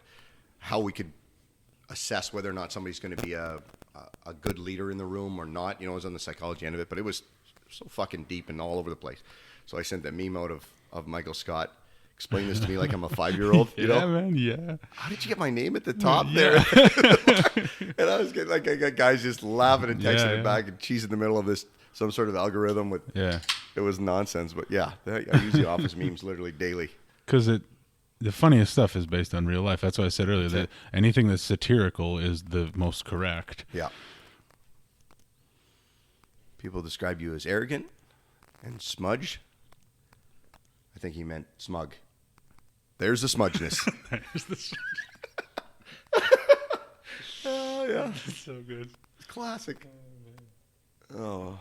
There's like my girlfriend Wendy was just watching this morning like a deleted scene where they all get together and convince Dwight that he's in the Matrix. Is it funny? You gotta look it up, man. I will. It makes you wonder. Like they must just end up cutting stuff for time sometimes Yeah. because it was just spot on with any other bit in the show. You know. Well, some of my players got so deep into like like they had podcasts with the actors and actresses and like talking about how they almost they weren't going to have it. They got the pilot done and they weren't going to pick it up, and then who wasn't going to be in, and like one of the best, the Nard Dog, man, like Andy Bernard was only supposed to be in there on one episode, and he was just so funny and the shit that he came up with, you know. And plus, he's multi-talented. Yeah. It's like a Jamie Foxx thing. You need somebody to sing or play an instrument, rock and roll. banjo, You know, yeah. we can do that. And he just like after and he said, so he was on there's a cool show, and I don't know who the guy is. I think he's a photographer, but he knows all these famous people, so he sits down and just talks to them on this talk show, right? It's not Like this. Yeah, it's not the David Letterman one, but he has like he had a bunch of cool ones, and he had Andy Bernard, whatever his real name is. What is his name? I don't know. I look like a nerdy hillbilly. But he from was Hangover. He was talking to him, and it was kind of cool. Ed Helms. Because he said, like, I only ever got a 1 or a 6 month contract at a time. Like, they never signed him for like 4 seasons. So No like the pressure. whole time he was always kind of on the cusp of, but he was fairly new and coming up, you know, and didn't have the I guess horsepower to The chops. the chops. Didn't have it. Sort of like playing ball Didn't of have a any sort, resume. like one season to the next, depending on Didn't your have a contract. dangle. The dangle. Do you gonna define what dangle is? Give me your definition of dangle. Yeah, that's probably know better than I No, would. man, you should hear Paulie explain his definition of dangle. It was, I don't even. All right. So dangle is basically like if I come at you with if I'm skating and I got the puck in my hands, right? And you try and take the puck away, In your hands? like in my stick. Okay. Right? Holy. You back up one step here and start over again. We carry a stick on the ice. Right? This is I'm from Minnesota. and if you can like pull the puck away, keep it away from somebody, like skate through a bunch of people and still have like great hands where you're moving the puck and they don't have a chance on. It's like watching Maradona with a soccer ball, right? It's unbelievable dangles. Kept the ball through a bunch of people. Sure. You keep the puck through a bunch of people, right? Guys trying to get the puck away, they don't get it. You can dangle. I think I correlated it with Paulie to like breaking somebody's ankles playing basketball, like because I have such a storied history with basketball that apparently makes it make sense to me. Okay, Who's cool. your favorite basketball player? Bro, I was being totally sarcastic. Muggsy Bogues, is he still playing? I don't know. Manute Bol, is he around? I don't think I've ever watched a full basketball game in my life, but I did watch a lot of videos of this guy named White Chocolate. Oh yeah, Jason Williams. Yeah, I'm familiar enough. Yeah. Little animal, man. He was unbelievable. He did a lot of stuff. Cool with Randy Moss. Really? Oh, I knew that. Went to high school. Yeah, they played with him and Randy. Yeah, and he does like a lot of. He was on the street ball circuit and on the, and like the talent level of this kid He had Randy Moss. in basketball. Oh yeah. Yeah, you get good at funky fast passes when you got somebody that can catch the funky fast pass. Most of my basketball is from Space Jam. I got to be honest. I'm thinking that's a video game. That's a half animated movie back in the day. Oh, was it? Yeah, it was like Muggsy Bogues was in it, and Michael Jordan, Oh, I didn't see and that. Charles Barkley, and they played Looney Tunes. So it was like the All right, real there's people. like 5 reasons right off the top Yeah. that I would just skip right past. I was a that in kid at the movie, but, time. yeah, I'm just Gramps, jeez. I mean, I wasn't that much of a kid at the time, but 22, 23, whatever. Right? it was counting. grad school. No, it was mid '90s, probably, huh? Where did you grow up? Here? Yeah, Cottage Grove. Cottage Grove, huh? Yeah. Yeah, Jen grew up in Little Canada. Nice. She's from Minnesota as well. I'm a transplant. You can hear it a little bit. Like, I didn't know you were from Canada Huh? until after this is the beer you requested. And I mentioned it to Paulie, or somebody said, yeah, he's from Canada, so that makes sense. Like, oh, that does make sense. And then we sat down to talk. I was like, hockey. It gets like, so it goes away. Mm-hmm. And then when I start going back to hockey, going back to LA and hanging with all the young prospects that come right Yeah. out of Owen Sound and Kitchener, and like Yeah. they got it's so hard to describe, or talk to my family. It's just Like every letter Kenny. time we have a conversation, and halfway through the sentences, they enunciate so differently, and you wouldn't even believe it. Just like you're listening to them, and like even when we FaceTime, and Jen will be like, "Oh, I got the accents of your family." I'm like, yeah, that was me too. All right. Have you seen Letter Kenny? Oh yeah. Yeah. Why Not are you a lot so of it, but fucking awkward, bud? I watched a bit of it. It's good stuff. Man. Yeah.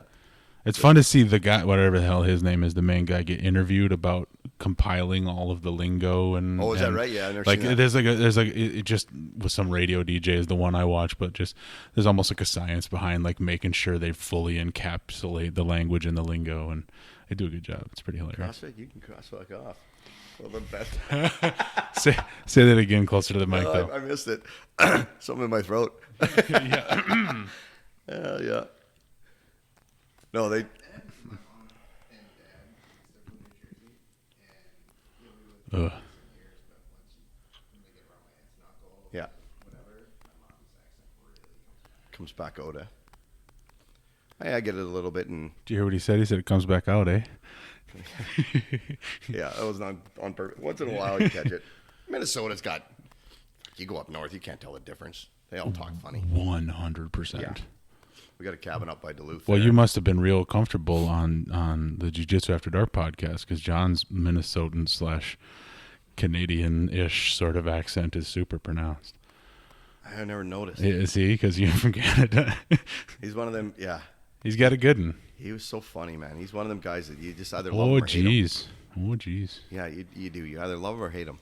I'm convinced of it. I love him. He's got such a great sense of humor, and yet, like, I don't know. He's a paradox. He's one of them guys that I'd love to hang around with because he makes me laugh. But it's mostly just dry humor and witty shit. And I always tease him about being a writer. And yeah, See, that's why I love him. yeah, but it's also Because I'm scared of him and I barely ever talk to him. babysat for him, and she's still terrified. That's funny. But it's like I remember, and it wasn't. I can tease him now because it's the same stuff I'd say to his face. But like when he would teach classes, people always be like, "John, girls, he doesn't like me." When he teaches, he doesn't like me, and I'm like, "What are you talking about? He doesn't like you?" And well, it's just the way he is. John would show a move, and you're like, "Well, John, what do I do with my left leg again?" All right, fine. Come here. I don't even know how to begin with you, but anyways, your left leg. It wasn't that bad, but it would come Yeah. off that way. Yeah, where yeah, it's just yeah. like, are you so stupid that I got to explain this? It's pretty close to Chris Caviter's impersonation too. So, and so like he taught for me for years, and you just got used to it. You're just like this. Is, and once you gave him shit, like the dry humor would come back, and you get used. So I'd always be, consoling all these soft, gentle Minnesotans that are like, no, John really likes you. It's just the way he talks. That's the way he is. He just has a grumpy writer face. It's the Departed line. Staff Sergeant Dignam has his own style we all have to get used to. I'm afraid we all have to get used to it. Yeah. I just watched that again. That was a good movie. It's so good. Yeah. Speaking of impressions, there's a repeating theme going on in these conversations. Right. For anybody, I didn't even get to finish the intro. He's like Marcus. Marcus was like, I can see it coming. I can see it coming. Anybody with M Theory ties, I ask them, do your best Ishmael Bentley impression. I can't. I can't do it justice. That's what makes it fun, because we all suck at that. I can't. Okay. In place of it for now, I'm going to tell you a story. So I have one, as you and I sit here talking, I have one of these episodes recorded, and it's with Marcus. Not recorded, posted, sorry. And it's with Marcus.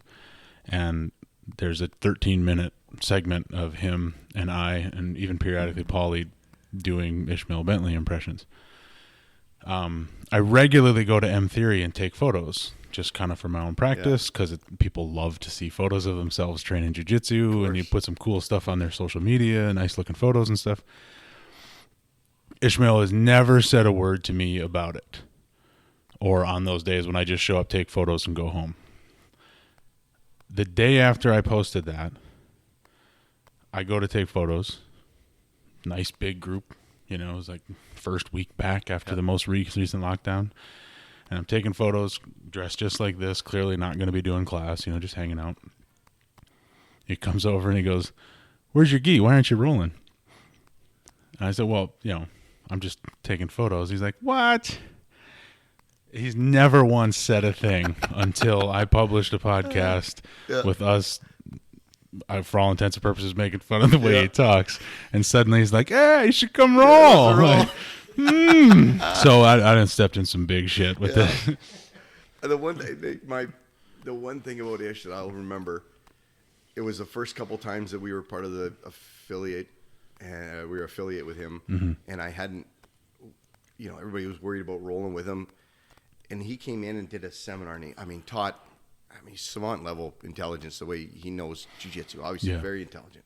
So he's showing like these inside leg passes, this Deli Hiva stuff, or like Brimbolo, and like complicated, but kids are loving it, and we're all struggling, the bigger guys, and it's all this complicated stuff. And then when it comes time to roll, and he's going around, he comes to me, he says, "Want to roll?" "Yeah, let's roll." And it's just like a crush. He gets me down and just smears his way to top mount, holds on, squeezes until he gets something. And I'm just like, "Where's all the fists and shit?"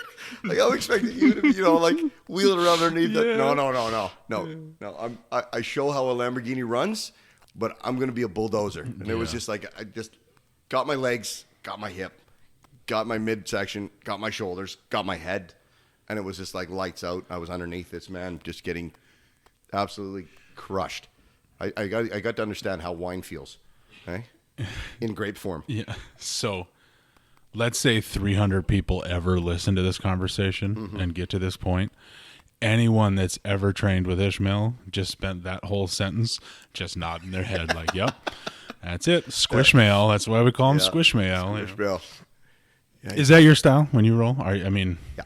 You big guy kind of jiu-jitsu, if I may. Yeah. I like pressure. Yeah. It's just the only time I've ever passed a guard was either accidental or just straight leaning into it and putting pressure on it. And it took a long time, I'll tell you, like, because we have these conversations all the time with people trying to figure out, what's my style and what am I going to do? And like, it took a long time for me to finally realize I was doing jiu-jitsu. I stopped my game trying to be whatever my coach was. Right? So when you start and this coach is really fast, so I'm going to be a fast jiu-jitsu guy because that's what we're learning from. And the next guy is like a real flexible. So then I'm trying to be a flexible guy because that's what my coach is. And it took a long time bouncing through coach after coach. I remember when we went to Chris McCune after Paul Petushin, we were under Mario Roberto out of Rochester, and then he got rid of his association. So I was looking for anybody, and we weren't big enough for, the academy to notice. And Chris McCune, we signed up under Eagan Machado through him. And Paul Petushin had been a very strict, judo Russian mix. And it was always like, this is my stuff. This is exactly how you do it. You don't deviate. Hand goes here. This goes here. Don't use that. Nope. That'll never work, no matter what. He's very strict on it. And he used to get on me all the time about, don't use muscle. Don't use muscle. Let the technique work. Don't use muscle. Don't use muscle. So then I'm trying not to use muscle, just getting murdered, right? I'm like, I don't understand this. Don't use muscle. It doesn't make any sense. I'm trying. When we finally went to Chris McCune's, and I talked to him about it. I'm like, every time I try and just be technical and fast, I get murdered. I can't use my muscle. And he's like, why? I'm like, well, I'm not supposed to. Paul told me I'm not supposed to use my muscle. He's like, you don't tell a flexible guy not to be flexible. That's right. That's fucking right. Hold on. About? As a fellow bigger, stronger dude, that's motherfucking right. Yeah. It's gotta be. He's just like, you have a gift, you use it. Like, if you're strong, you're strong. Use your strength. Like, you don't have to be an idiot with it, but you still have to learn technique, but build your game around what you're good at. You don't tell a fast guy to be slow. You don't tell a flexible guy to be tight. So it took a long time for me to finally, get my own game and find the... Sure. And, it was... I'm gonna screw his name up. I think it's Armin Burris. Arman. I'm friends with him on Facebook, but he was a black belt from the academy. Ended up moving down to Georgia 10 years ago. We were at the old gym, and he came and taught for me a few times. But he was the one. He really kind of opened my eyes of a bigger concept, and he showed He goes, I'm going to show you guys a pass. It was like 10 of us a class. It was one of the best classes. He's like, I'm going to show you a pass, white belt to black belt. It was a knee slice pass. So he goes, a white belt, and it's just spastic and crazy. And then he's like, blue belt. It was a little bit slower. Purple belt, a little bit slower, a little tighter, a little cleaner. Brown belt, really clean, tight, pass, technical. Black belt, it was just like butter, just smooth pass. Guy couldn't move, took away every space, cleaned up, right in. Guy never had a chance to do anything, right? He says the same pass, it's just, he goes, by the time you reach purple belt, you know everything you need to know about jiu-jitsu. And I use it all the time. I stole it from him. It's the language analogy. If I'm going to go and live and you got to find out what you're doing. If I'm going to go and teach in Russia, I got to learn Russian in a very different way than if I'm just going to live there. So if you go and live there and you all right, start me off with, taxi, bathroom, chicken, get the basics down, right, left.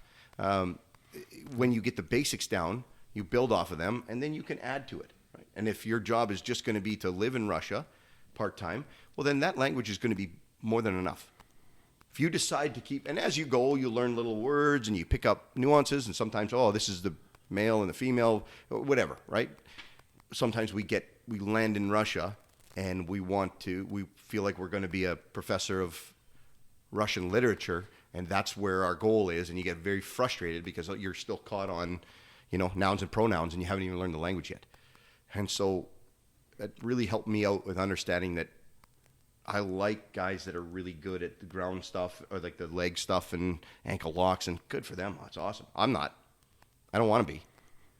Doesn't mean and I'll tap to them. Good. That's great. It's not what I really want. I like being a lion, right? I want the neck. I want your arms or your neck, and I want to take it till you feel like you're just giving it to me. Yeah. I want to crush the arms. Man. I want your soul leaving. I want you handing me the submission, and I don't always get to do that. And there's guys that are big, and there's a handful around that have taken my number. Ziggy's one of them. I don't know if you know Ziggy. I don't or know not. Ziggy. No. Zig was one of them big Polish fucker. He's probably 260. He fought at the Fight to Win a few times. Got his black belt. He's out of Alliance. Just an absolute monster of a human. You can't run your game on him, but I couldn't run the other games either, so it doesn't matter. Sure. But yeah, I like that pressure. I really do. Yeah, if I've ever scored, let's say, 30 taps just training amongst training partners, 28 of them are arm locks from mount. And Nice. And 2 of them are bow and arrow chokes. Stumbled into a couple bow and arrows, one of which on our boy here just a few weeks ago. You know what I mean? So yeah, I'm loving the current sermon right now. Yeah. Paulie's wondering if you notice similarities between how you played other sports, hockey in particular, and how you go about doing jiu-jitsu. Yeah. Well, I don't take anything serious like I do jiu-jitsu. So it's hard to, all of those things now are just hobbies. If I do play hockey, which I don't because it's kind of a job now. It's not. And we've got, being business owners, you put a lot of time and energy into that. So I have, my free time is important, and it's, I make sure and delegate it to just the things I like. My four-wheelers, my cabin, being in the bush, and then jiu-jitsu, right? Teach boxing, but I like jiu-jitsu. But I think one of the guys I've always been not mesmerized by, but I really appreciated was Hodger Gracie. And I mean, you saw with the massive progression of what jiu-jitsu was, and yet you got a guy that's still takedown, top mount, cross collar, takedown, top mount, cross collar. And so not that I want to be pigeonholed like that, but it's quite all right to be, there's some truth to that. If you're the guy that's done one move a million times than the guy that's done a million moves once, right? Or whatever that is. I'm sure I'm butchering it, but just like Marcus. he started saying the same thing, but we all know what you mean. Yeah. So it's like I get a new appreciation for the guys that every time Gordon Ryan, farts in the direction of this wind, they're jumping on board and trying to fart that way. Good. Mm-hmm. That's awesome. You got to have model and learn as you go, because you have to have answers for all this. But when it comes to your rolling, it's really comfortable. Because I run into this so much, especially with even some of our women's class and some of the guys that only come in a small amount and get very frustrated because every week it's just like, okay, we're learning another. What is this? I don't get that. I didn't even get the other thing. And so when we come back to that conversation of your jiu-jitsu game, it's very much about finding out why I do jiu-jitsu, right? Why do I want it? Is it self-defense? Is it exercise? Is it to learn every aspect of the art? Like, what is it? And once you have that, your game, I tell them, find 2 really good chokes from side control that you love. Find 1 to 2 passes that you're really good at that just feel natural. Find 1, maybe 2 takedowns that really feel natural when the person's, when you're the right person with you. Don't worry about whether or not it works on black belt, but just, you and your buddy that are at the same level, and I always get this pass. Because if you can get to the level where I can get this pass every time, Eagan Machado said it best. He said when he used to train for all the world championship stuff that he did in Brazil when he was an animal, he's like, I only trained 3 things. I had my pass, my control, my choke. And he says, whatever it was for that tournament, that's all I trained over and over and over. Now, we would go into different areas. Maybe I'd get something else. Maybe they get something else. But we always bring him back because I knew if I was in side control, this choke, he was done. If I was standing, this pass, he was done. Or this takedown. So if you can find that and get to the point where me and Matt are going to roll, and I know that, let's say I've taken him down, I've passed, and I've cross-collared him 3 times. Sounds okay, right. So now, the next high five, I can venture into different territories because I always have that. And it's stupid, but it has to build your confidence in your jiu-jitsu game. If each time we roll, I'm trying a new thing that we just learned last week, and I don't get good at it, and I get frustrated, and I get lost, and then the next week it's a new transition. Oh, shit. Now, there's another part to that. And it's funny because Marcus and I clash on this. He probably doesn't even know why we do, but when we teach classes, like he'll teach a class, and in my mind, I'm watching it going, I can do that way simpler. So he's here, move this over there, transition to this, then leg weave, then come to here, then you transition up, and then you go to here, and you're on their back. And I'm like, the minute I got to leg weave, I'm crushing the shit out of their side control, and I'm choking them. You know what I mean? So his vision of the art is awesome. There's a Picasso with the shading, and then there's the watercolor painter. Both of them can come up with beautiful pieces of art. Just one's different than the other. But a lot of times we don't have the freedom to go, you know what, this high step over and taking the back, I don't like the back. I don't hardly ever take the back. If I do take the back, I do it just with the anticipation that they're going to try and bring their head over and get out of the back because they've learned a defense, and I have the arm. I'm good at grabbing an arm. So I will take the back just to take your arm when you try and get out. I don't stay there. The amount of times I get a rear naked choke on a back on anybody that's decent, and before long, they're crafty enough, they're going to get out. Well, my 2 favorite things in jiu-jitsu, they're my 2 best friends. It's ground and gravity. I don't want to give them up. So if I give up ground and gravity, for big men, those are two grenades on my belt that I don't know why I would give them up. So when I look at a move that uses the ground and your gravity and then transitions to where you don't have ground or gravity, it doesn't make sense to me. It doesn't mean it's not right, but this is where a freedom of like when I'm teaching classes and we've done this complicated move we're working on and Marcus is done, and then the next night I'm teaching and I'm like, listen, jiu-jitsu is yours. Make it your own. That's what Chris McEwen talked about. Fucking do what you want. Try it. If you try it, it doesn't work. Or you try it and it almost worked. Either fine-tune it or, you know what I mean? Who's the absolute icon in powerlifting? The guy from Ohio. Louis Simmons, right? So Louis Simmons was bringing it's now to us now it's elementary level training styles, but to him and at that time when he started cycling in low weight, high rep transitions to build conjugate method training. Yeah. When he brought that out, it was just like, holy fuck, what is it? People were making fun of it. Other people were going, maybe I'll try it. And guys were just skyrocketing with their lifts. Well, that was someone that was just taking ownership to be comfortable to go your own way. We'll do the same thing in jiu-jitsu. Try a pass that maybe hasn't been taught and doesn't work, but for you, every time I do this, I get past the legs. Keep doing it until it doesn't work anymore, and you find a definite reason why it doesn't, or fine-tune it to where you're the one, because Berimbolo and De La Riva and all these guys that have a move named after them were doing something that no one else was doing until they got good at it, right? Cyborg was doing that helicopter sweep when no one even knew what that was. Still nobody does. Like, guys were playing with these things, and that's a freedom that I think gets lost a lot of times when we coach, when you're like, no, don't do that. No, the way I teach it is over here. Fucking jiu-jitsu morphs all the time, so you give guys a little bit of freedom to try it, see what happens. If you're getting hooked and swept every time, okay, well now you know, and you'll learn better that way, I feel. And so your game could start out of just as simple as making a list of the 3 things that I'm really good at, and I get to where I can get those no matter what, and I can even get them on higher level guys sometimes. And then you have that in your backpack, and you're like, well, worst case scenario, if I had to, this takedown, this pass, this control, this choke. Now you can venture off into, you know what I mean? That makes sense? So you're saying I should start developing the browse choke, is what you're saying. It might be a little early for that. Yeah. You never know, right? But yeah, you might find. No, that was brilliant. That's fantastic. We just get caught up in rules. Yeah, but like you've got rules because it's fundamentals, right? But then there's a point at which you edge the line a little bit here and there. And we all want. I mean, it's inherent in us. If I'm coaching my class, I want my class to all be pressure passers, right?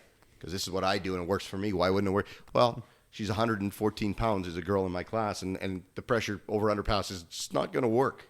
I've got to be mature enough to see that and go, listen, we're going to go a different way with you. That's just coaching. But there's also... It's also jiu-jitsu. Like, that's the idea. The original idea of jiu-jitsu, right, is just that I'm going to take a guy that shouldn't be able to beat that guy and make it so he can beat that guy. But we get sometimes caught up in that selfish aspect of, like, well, this is how I do it. You should do it this way. And not give people the freedom to fuck around, try stuff. Because it's so much fun when you know, there's another thing. I'll say this, and it's I've kind of stumbled on it in the last 3 or 4 years, which I think is paramount in your own growth in jiu-jitsu, is to have a best friend there. Man, I see so much growth in people that just end up gravitating to one person and they become close friends in jiu-jitsu, and they're always trying to be partners and they're both the same level, and it's just like, you know, misery loves company. And so the best groups of people I find in their own growth, the ones that stumble the most are the ones that come to class, aren't really in with anybody, kind of get, you know, they're learning, but it's not the same as if, you know, Matt and I find that we're fairly similar in style and level.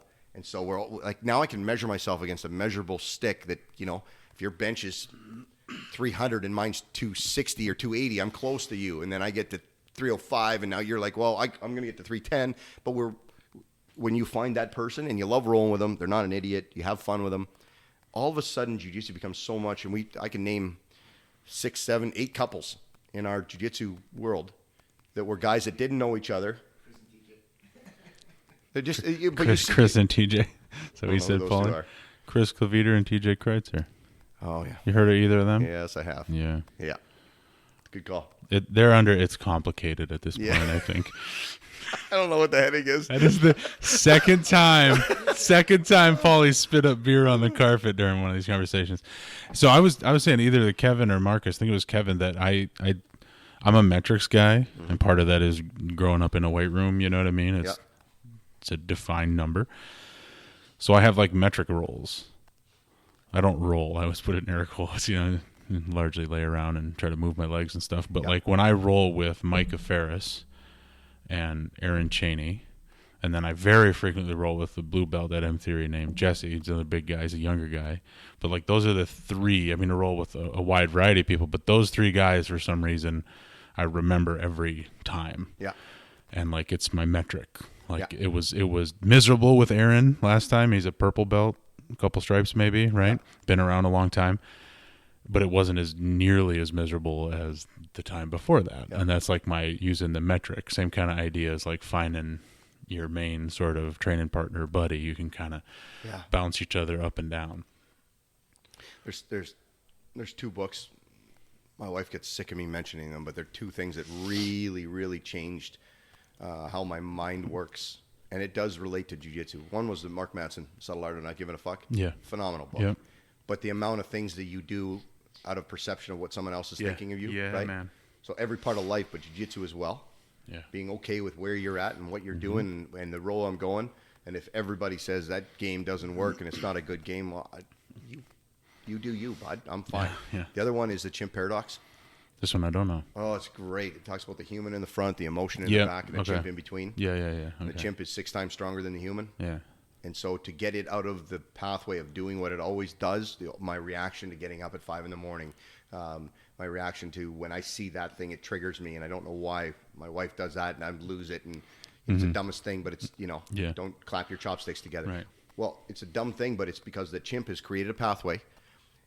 And whatever started at the beginning, it doesn't matter. You don't have to go that far back. But now the chimp has a pathway where every time I hear it, it's a rattle in the car. The minute you hear it, the chimp gets up and he runs down that pathway and he goes from human to emotion and turns the lights on and hits the fire alarm, right? Yeah. And so, those two books really, once you could recognize that, changed me, changed a lot of shit for me as far as just how I looked at jiu-jitsu, I looked at rolling, I looked at teaching, I looked at gym ownership, I looked at personal life, a lot of things. Yeah. Dig it. Yeah. One of the last things that I ask people, and I'm not saying this has to be the last thing, but because this is booze with a black belt, the third one, and there's been common themes in all three of them so far, as you might expect, at least on like the philosophical level, right? You've got a white belt in front of you.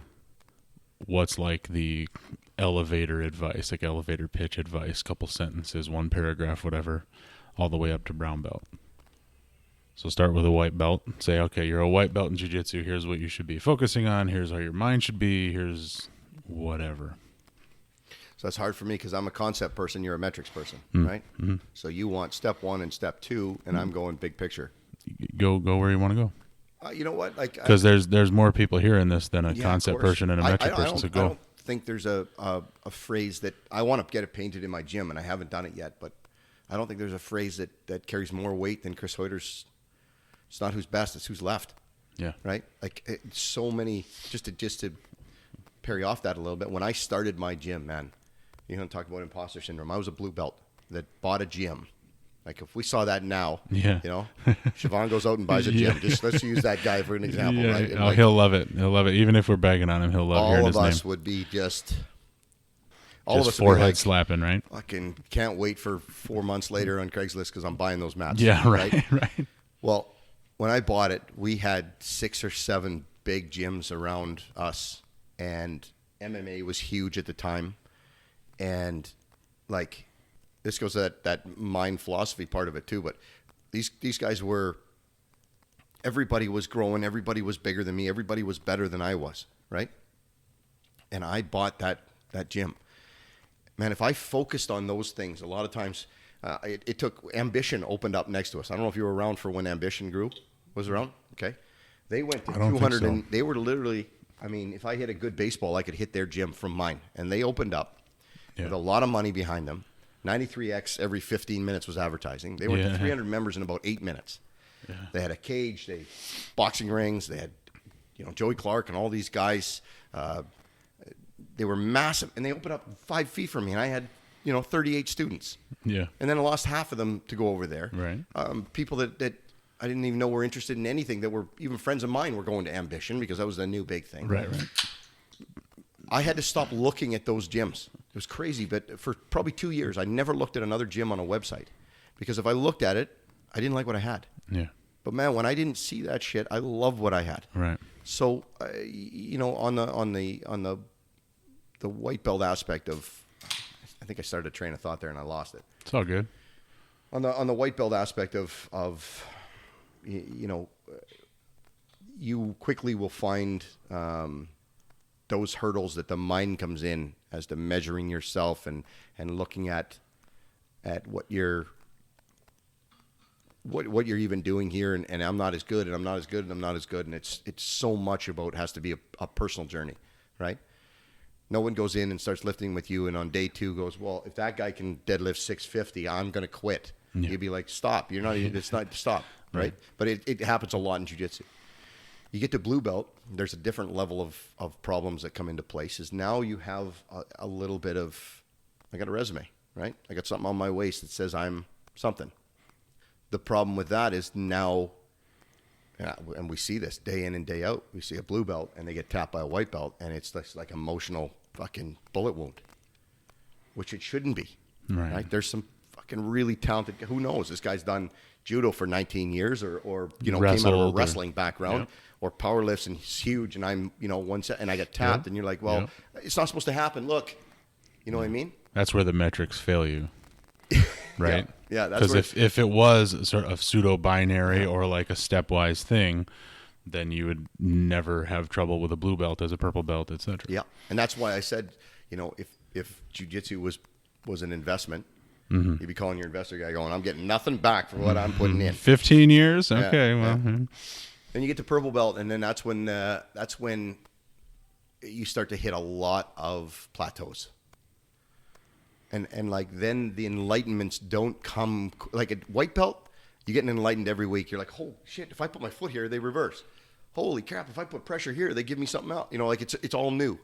Blue belt, you're still just trying to figure those things out, and you're like trying to measure where you're at in the blue belt ranking, right?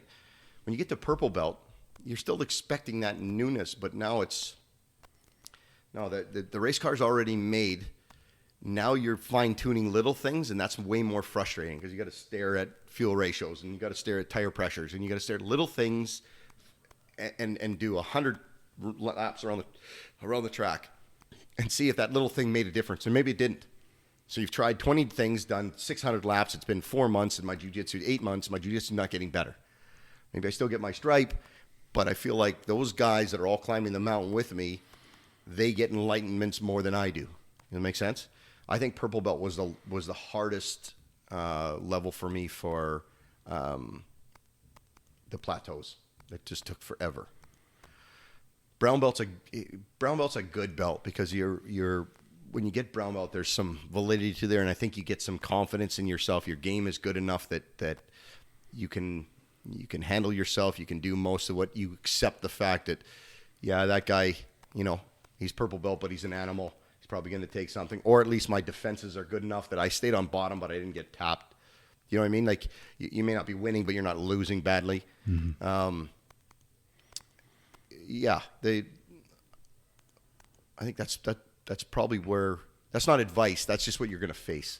Make sense? Which is advice. Yeah. I guess here's what you're about to face, right? The white belt, man, you can't look at anybody. You have to look at other people to measure yourself, but you can't look at other people to measure yourself. And it's so funny, because I got it on the wall of my gym, that Helio Gracie, you either win or you learn, right? That shit is not in our DNA. It's just not. It's not ingrained in society. It's not. You don't go and lose and go, oh, I'm happy I lost today because I learned something. It fucking doesn't work. It goes against everything that we have inside of us. And yet, jiu-jitsu is that one thing that keeps putting in your face going, so I think one of the things I see the most with the white belts at that point, one, learning that part. Two, is that this is where that chimp paradox comes in, is if I create a negative connotation to losing or getting beat or getting tapped in my brain, then every time, then I start beating myself up because I shouldn't have done that. Fuck, how did he pass and get my arm? Fucking every time I go in and he passes my legs right away. Well, now, subconsciously, right? It's like that Mark Manson book saying of like, if I have to look in the mirror and tell myself I'm good enough, it's actually doing damage because subconsciously it means I don't believe it, right? So in jiu-jitsu, I see their game, people's game getting worse even at a beginning level because they beat themselves up every fucking time they get tapped or passed. And now they're angry and, you know, we have an expression in hockey. He's clenching the stick. He's holding the stick too tight, right? I went out, had 3 shifts, didn't do well. Now I'm really trying. Well, when do you play best? When it's pawn hockey, when you don't care, when you're fluid. Okay? And there you go. I'm not sure what that was, but that's all right. Yeah, it's close to that. That's more of a dance than a shot. But hockey Nintendo. I like that you're trying, yeah. Slap shot. So if I can change these basic mentalities that are in us at a white belt level of like when I get tapped. Nope. I mean, how many times does it happen when you get tapped as a white belt? You're like, okay, let's stop for a second. What did you do? No, you're like, fucking, oh man, that one was tight. Let's go again. I'm going to try and win this time. No. What you need out of that is this idea of like, okay, I know you got Americana. What did you do to set that up? Oh, I see. So you had shoulder pressure. It was when my arm came around, you pinned it. Oh, cool. Okay. So now you're kind of peeling the onion back and you're reverse engineering how they got to there. That's a very intelligent way to look at a tap, but it's hard to do with a natural psyche, right? But if you can have that early on, that'll help your progression so much because then you don't look at it as a loss. You're like, okay, every time I got tapped, I don't just angry that I got tapped. That's my natural instinct. I should be asking him, did you have that set up? Well, yeah, because I knew that when I went knee on belly, you start to turn towards me. There's a far side arm, and you can get that whole progression. You're like, holy shit, you knew what was coming. Cool. All right, how do I, 1, defend it, and 2, The other thing, and it's a big one, white and blue belt, I don't want to say take offense off the table, but offense and chokes and all the cool, we show that stuff because that's cool to teach. Man, that stuff, that's cake, right? You got to eat your meat and potatoes first, which is your defense and your movement. And so even up until the last couple of years, like I didn't realize how important my timing on someone else's pass and my ability to reverse them or to get my underhooks or to get my legs in, how important that shit was. No one told me that. Now it's my entire game. The choke and shit comes easy when I got him controlled.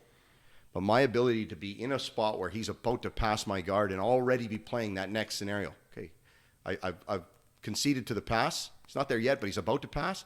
As he's passing, where's my hand going? Where's my other hand going? Where's my body going to meet where he's going, right? That takes a lot. And I'm, again, still a student in the game. There's guys that are fucking way better. But I couldn't believe how much my game changed when I started to concede. How many times has it happened to you? You're holding on to something. They're passing, but you're just going to hold on because I think I got something. Now they're sitting on top of your head, still holding on to that same gi collar, right? Because you saw Ish do it once and you don't know what he did, but I'm not letting go of this. But now they're on your back and they have this arm and now they're tearing it and you're like, I don't know what I did. I was holding on to this well, if you'd let that go from the moment they started to pass and switched into a new position, it would have been, Recognizing when the present is gone and the future is coming, embrace it. Yeah, conceding to the position. That's a big thing. Is just going, okay, they're about to pass. What do I do next before they get there? Well, and to the your point about examining why you were tapped as a white and a blue belt. Mm-hmm. That's a little bit of why I'm grateful. The first time I ever rolled was with Dave Scora, because every single thing comes with an explanation. And it's like half a little, half a little. Well, no, I mean half a little poke at his ribs, but it's also like he's really good. Yeah. With brand new folks, you're like, I'm supposed to do what to you now? What are we doing now? And he's like, well, try this, and then you'd be like, all right, now I'm upside down and on my back, and you're on top of me. But then he'll stop and say, well, here's why. Yeah. And you don't understand it at the time, but it's still.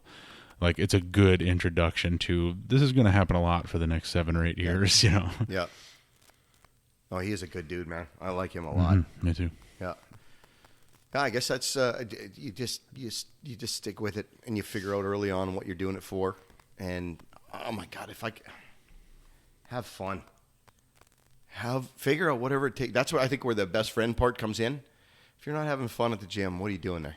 Yeah, for sure. And that goes for Any gym. Any gym. And I have this conversation with my coaches more than just about anybody else because Minnesota is a state of passive aggressive.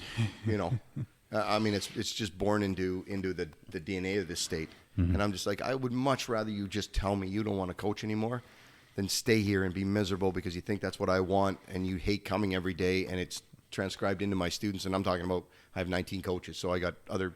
Mm-hmm. I'm like, just quit. I'll figure it out. It's the risk I took of owning a gym. Just tell me you don't want to do it anymore, and let's, I don't want to date somebody who doesn't want to date me. You hear that, Marcus? Not the coaching part, the dating part. So how about this? That was easy. How about this? Kevin Skadsheim? Nope. Not real well, right? Oh, Big Kevin. Yeah, this guy's black belt. Yeah, we've talked about it a couple times. Yeah. He said on here last week that on his interest list or his goal list or bucket list or whatever is that he would like to teach jiu-jitsu, open his own gym, teach jiu-jitsu. Give him advice. How long do we have? Don't. No, okay, it's not that. Absolutely. It's we got as long as you want. I checked in with Paulie's wife. We're good. You take as long as you want. I get a lot of. It's funny. I get a lot of not motivation, but interest in hearing guys like Gary Vaynerchuk talk, and Kerwin Ray. Like motivational guys. Yep. And what was so ironic was when I started listening to Gary V, a lot of the advice he gave to people, I found out I did without even realizing. The exact same, to use your term, metrics that you use for your jiu-jitsu journey is for business. I can't compare myself to other people. I can't compare myself to other gyms. I got to just do it because I love it. It becomes very difficult at times, so you have to love what you're doing.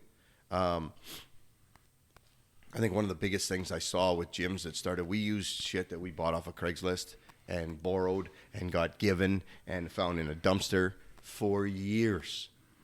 I mean, it was 6 years before we made any money. It was hockey that paid it. And hockey still pays a lot of my bills, right?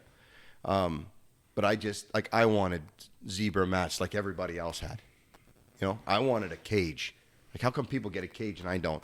And then I started to see these gyms that open and then would close, and I would talk to people, and I never borrowed a dime at the beginning. I just couldn't. There was no way I was going to borrow money for this. The idea of borrowing money to buy equipment, when I simple math, but I was just like, there's no way. But you get this idea of like, okay, it's going to be a gym. Well, it's got to be top of the line mats first off, and it's got to have mirrors and like unbelievable. I mean, we didn't have change rooms, we didn't have showers, we didn't have shit. We had nothing. You're just doing it. So it's very. Jiu-jitsu in America started in garages in Southern California, right? Yeah, and business. I mean, I don't know, man. That's a tough one because there's so many lessons I learned that are hard to put into words. But you just love what you do. Start it. Don't compare to anything. If there's 4 people there, give those 4 people an awesome night. If there's 50, give the 50 an awesome night. But if you're at 4 and the gym down the street is at 400, that doesn't mean anything about you. It really doesn't. Just keep playing your game. Just keep playing your game. I mean, I've outlived so many of those 6, 7 gyms. They all closed. Mm-hmm. I could name 6 of them off of, I was going to say 6 off of one hand, but that wouldn't work, would it? I caught myself before I fucking screwed that one up. No, but all those gyms are gone. Every one of them. Yeah. And the ambitions, because the bison, like all those gyms that were huge in MMA. Opened up big and pretty and were the show, but they weren't. The show. And I mean, this is a funny side note. Mm-hmm. So when Ambition opened, and I lost a ton of people to them, same thing happened with that pigeon up in Woodbury with 10th Planet. Like the shit he did to me, he started with me, and the shit he did when he left. I mean, it just shows what he is as a human, right? But anyways, when Ambition opened, and they were so big, and they had so much money behind them, and they were on we got a pamphlet for Zebra mats, and their gym was on the pamphlet, the picture. Right? Like, it was just phenomenal. This was like the show pony of show ponies for a gym. Okay? And it like I had to forcibly not let myself go in there, look at their pictures, see their memberships, hear anything. I had to shut the radio off when they were advertised. Like I didn't want anything to do with them because it was so defeating. We went from 38 or 39 students down to 17 again because a bunch left to go over there. Then we're slowly, gradually growing back up. Less than 2 years, they're done. They're closed. Doors shut. I'm still growing, grinding it out inch by inch, right? Out of the blue, this was when I bought my new gym. So we're 8 years in now. I'm playing around on Craigslist, and I see Joey Clark, who's an unbelievable guy, by the way. He was part of Ambition. Really cool dude, good fighter. I don't know him really well, but every meeting I had, because there was some idiots over there, but he wasn't one of them. He's a good dude.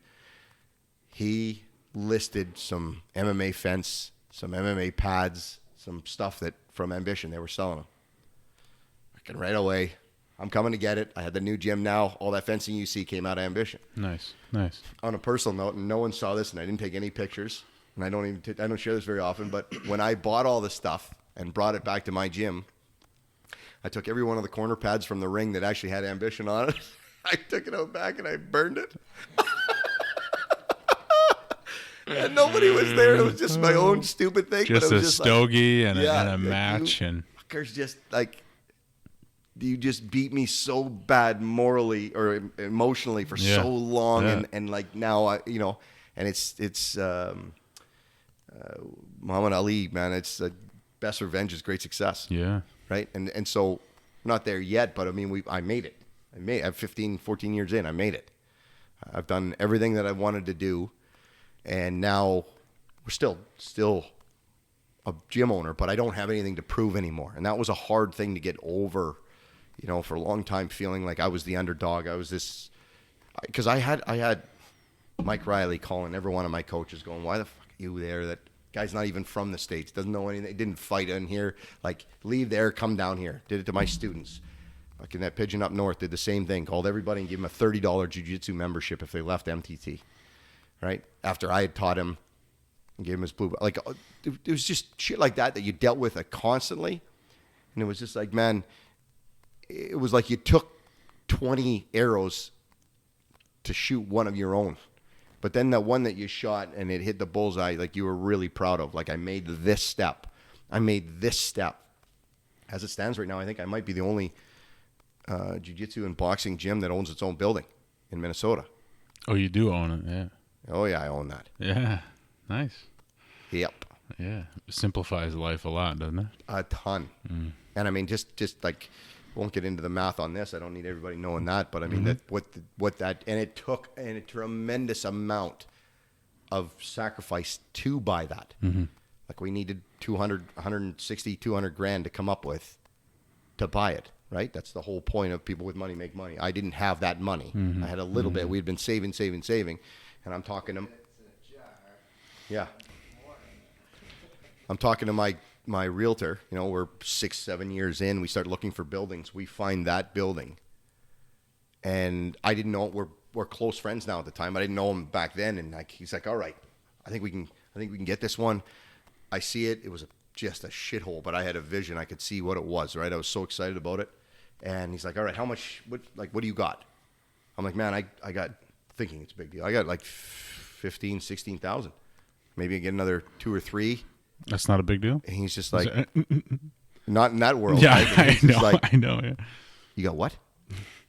No, I deal with people that put, $2 million down on a building. Like, what you got to have more than that. We need at least 80 to 100 to even entertain getting an SBA, so we're scrambling and trying, borrowing money from people. And I don't borrow a whole lot, and then I had a bank and we take it out of our line. And we jerried that together from 5 sources. And it was crazy because I had to pay $60,000 to get out of my lease down at our old place, but we had found this building and it was the right thing. And now they hand me a $60,000 bill. That's on top. Yeah, it was just like, oh man, there was so many of those hurdles where you're just like, there's no chance we're getting through this, and we did. Yeah. And once you're through it, you're like, I was so in the trench, I didn't realize how far you were digging, and now we sit at that spot, and I probably pay less in my mortgage for that 16,000 square foot building than a lot of the gyms that we know. paying rent. In a lease, yeah. Yeah. But that was one of them decisions early on. I was just like, man, this is, and I had, you know, like Ryan Stanton is the guy I'm talking about, my realtor. He was one of them guys who was like, whatever you do, don't buy new shit. Don't buy new stuff. Let's get a building. Get a building. And like he came and met me at like, he did a cold call at our gym at like year 3 and came every year 4, year 5, year 6, saying the same things. Like, don't add on. Don't buy that stuff. Don't get another, just save some money. Get a building, get a building, get a building. Man, we get into this lockdown. Like, who would have guessed what would happen this year? And this year alone, SBA, you know, called and said, listen, you own the building. Your mortgage is on hold for 4 months because it's a government backed, and this is one of the perks we're doing. And I'm just like, you got to be kidding me. Yeah, everybody else is fighting over leases, and I didn't have to. So there was some godsends from that. Yeah. So yeah, his advice. When are you gonna get a left turn lane in put out front? So it's now we're getting into government yeah, stuff. it's complicated because when I brought that up to the city, I made that U-turn a few times. Yeah, when I brought that up to the city of Eagan, the problem was is that we told them we would never have for the amount of parking. I mean, just deal with the city on a building if you want to get. You want to end up in a pass. Half the time when we were dealing with them, I had to be kept away from rope and sharp objects. I didn't want to hang myself with those idiots, like the stuff that they come up with. But in order for them to agree to my occupancy in the parking lot that I had to say that this is the number of people I would have and this is the max. Well, that's a third of what I would need to sell them on a turn lane. So it's a catch-22. Like, if I said I need to put a turn lane in, well, then my occupancy it doesn't matter, you know. So you need more parking lot and more building. And then we almost bought that lot next to us. Thompson's selling that big field. Yeah. And so what we had thought about doing was like turning on Opperman and then having our own entrance there. Yeah. That way people could come out and go down to Rosemont. And we went back and forth, and we were close. We actually put an offer in, and then they had a bunch of rules that they wanted on the land.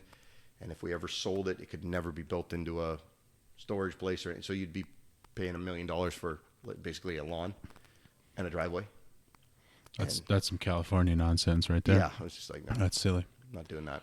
Yeah, if that's Kevin's goal, and you know, and he wants advice, I'll for sure sit and talk to him about it. Yeah, go roll and then talk to you about it. You know what I tell him to do is find some. I'm hitting 45 now. I got 5 more years.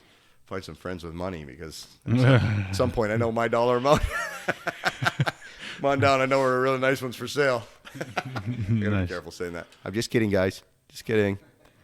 Honey, I was joking. Just kidding. What'd you smoke on the way over here? You said you're a cigar guy, right? You had a cigar on the way over? What do you like? I actually mixed it up because I went to a place that I don't usually go to. Where'd you go? I just went to there's a Perfect Ash in Evergrove Heights that I always go visit. They've got some dark rolled, I forget what the name of them is. I'm a noob in that game too, but I'll do a ceremonial cigar on occasion. I like the full leaf dark roll because it burns slower and the long and thinner. I don't really like the big ones. Same here. And I just gone through a bunch of them, so I stopped at just an Eagan place for tobacco and went in the humidor and picked out a stack of them. So what'd you get? Yeah, I don't know names. Oh.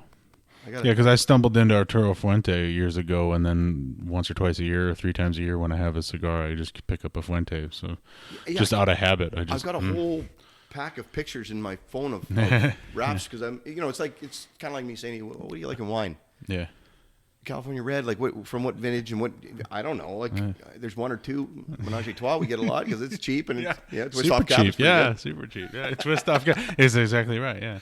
So I got you. I just enjoy them. That's cool. I don't know the names that well, but cool. Yeah, wife doesn't like it, and I always I'll have them in the afternoon, and then I know I'm teaching that night, and I go up, I got to shave or shower the beard. Well, when you said I if I'm driving across town, I tend to have a cigar. I figured it was exactly the wife didn't like it, so I've got a trip with some windows down and.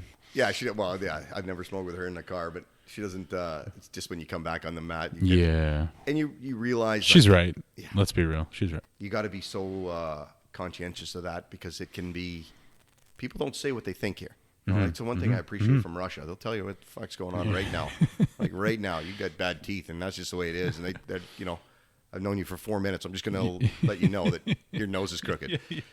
Where here, like I might get out there and smell, and you get that person. I've had those conversations. You get that person that stinks, and you're just like, oh, I gotta have this. Come here, bud. Like, come on, Seabass, get it together. Yeah. Seabass is just going to stop buying shorts from Valley Tudo. That's all. What? Oh, my goodness. That's his only thing. He's finding everything else. He buys these shorts that are like, they're borderline spandex MMA shorts that he'll wear. And everybody's like, yeah, you're built like a toothpick. You put those away. He's fine on that. But, it's weird. You've had to tell people, like, man, your feet, you got to cut your toenails and you got to wash your feet. Like, I shouldn't have to tell you this as a grown man, but you can't come on the mat with those things. And now you get good at it because it's been long enough. If you just handle it instantly, you're like, listen, come here. Don't take it personal. I got showers here, but you're not coming on the mat with those. I have scars on my feet from people playing like the bottom, like half guard lockdown with fucking bad toenails. Yeah. Oh man, scars on your feet from bottom lockdown, from jankety ass toenails. Yeah. It's funny. We were just talking about this. Like, why else would you know what people's feet are like? And yet, my old students have been with me the longest. They'll have a list of 4 guys that had the worst feet. Like everybody knows. Yeah. Oh, everybody knows. Oh, that guy. John Spence's toes were fucking terrible. Right? They big goofy toenails, and he'd have a hangnail on one side and yellow on the other, and like you're just like. Yeah, this shouldn't be in my scope of having to deal with this. Yeah. We're in a position where we have to address it. Yeah. It's like giving hand washing directions to adults. Sing happy birthday. I shouldn't need to explain this. But even like that, we just had this happen. I'll leave the names out, but I went and halfway through a class, I went and grabbed my breath mints, got 2 for myself, and brought it over to a guy. He's like, no, I'm fine. I'm like, no, you're not. You're not, bro. Yeah, that's how you do it. You just What take do you it. mean? I'm like, just here. Yeah. Don't make a big deal out of it. Nobody has to see it. No, just take 2. For fuck's sakes. Take them. I'm going to shove them down your throat. Take them. Crunch them up real good and hold them in there. Yeah. There it is. Yeah. Paulie pulls out the It Altoids. was never like that. Now with jiu-jitsu, man, I carry breath mints with me everywhere because you have to. Like in the gym. Every class I'm teaching. I just don't want to chance that. There's a technical word for like the people that have chronic bad breath, right? Halitosis? Halitosis. Oof.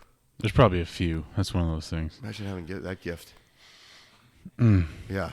Just quit eating so many vegetables, man. Is that what it is? That's what does it. Those raw vegetables. Eat some cauliflower and lean in for a kiss on your gal. See what she says. Oh man, vegetables are the worst. Eat didn't meat. know that.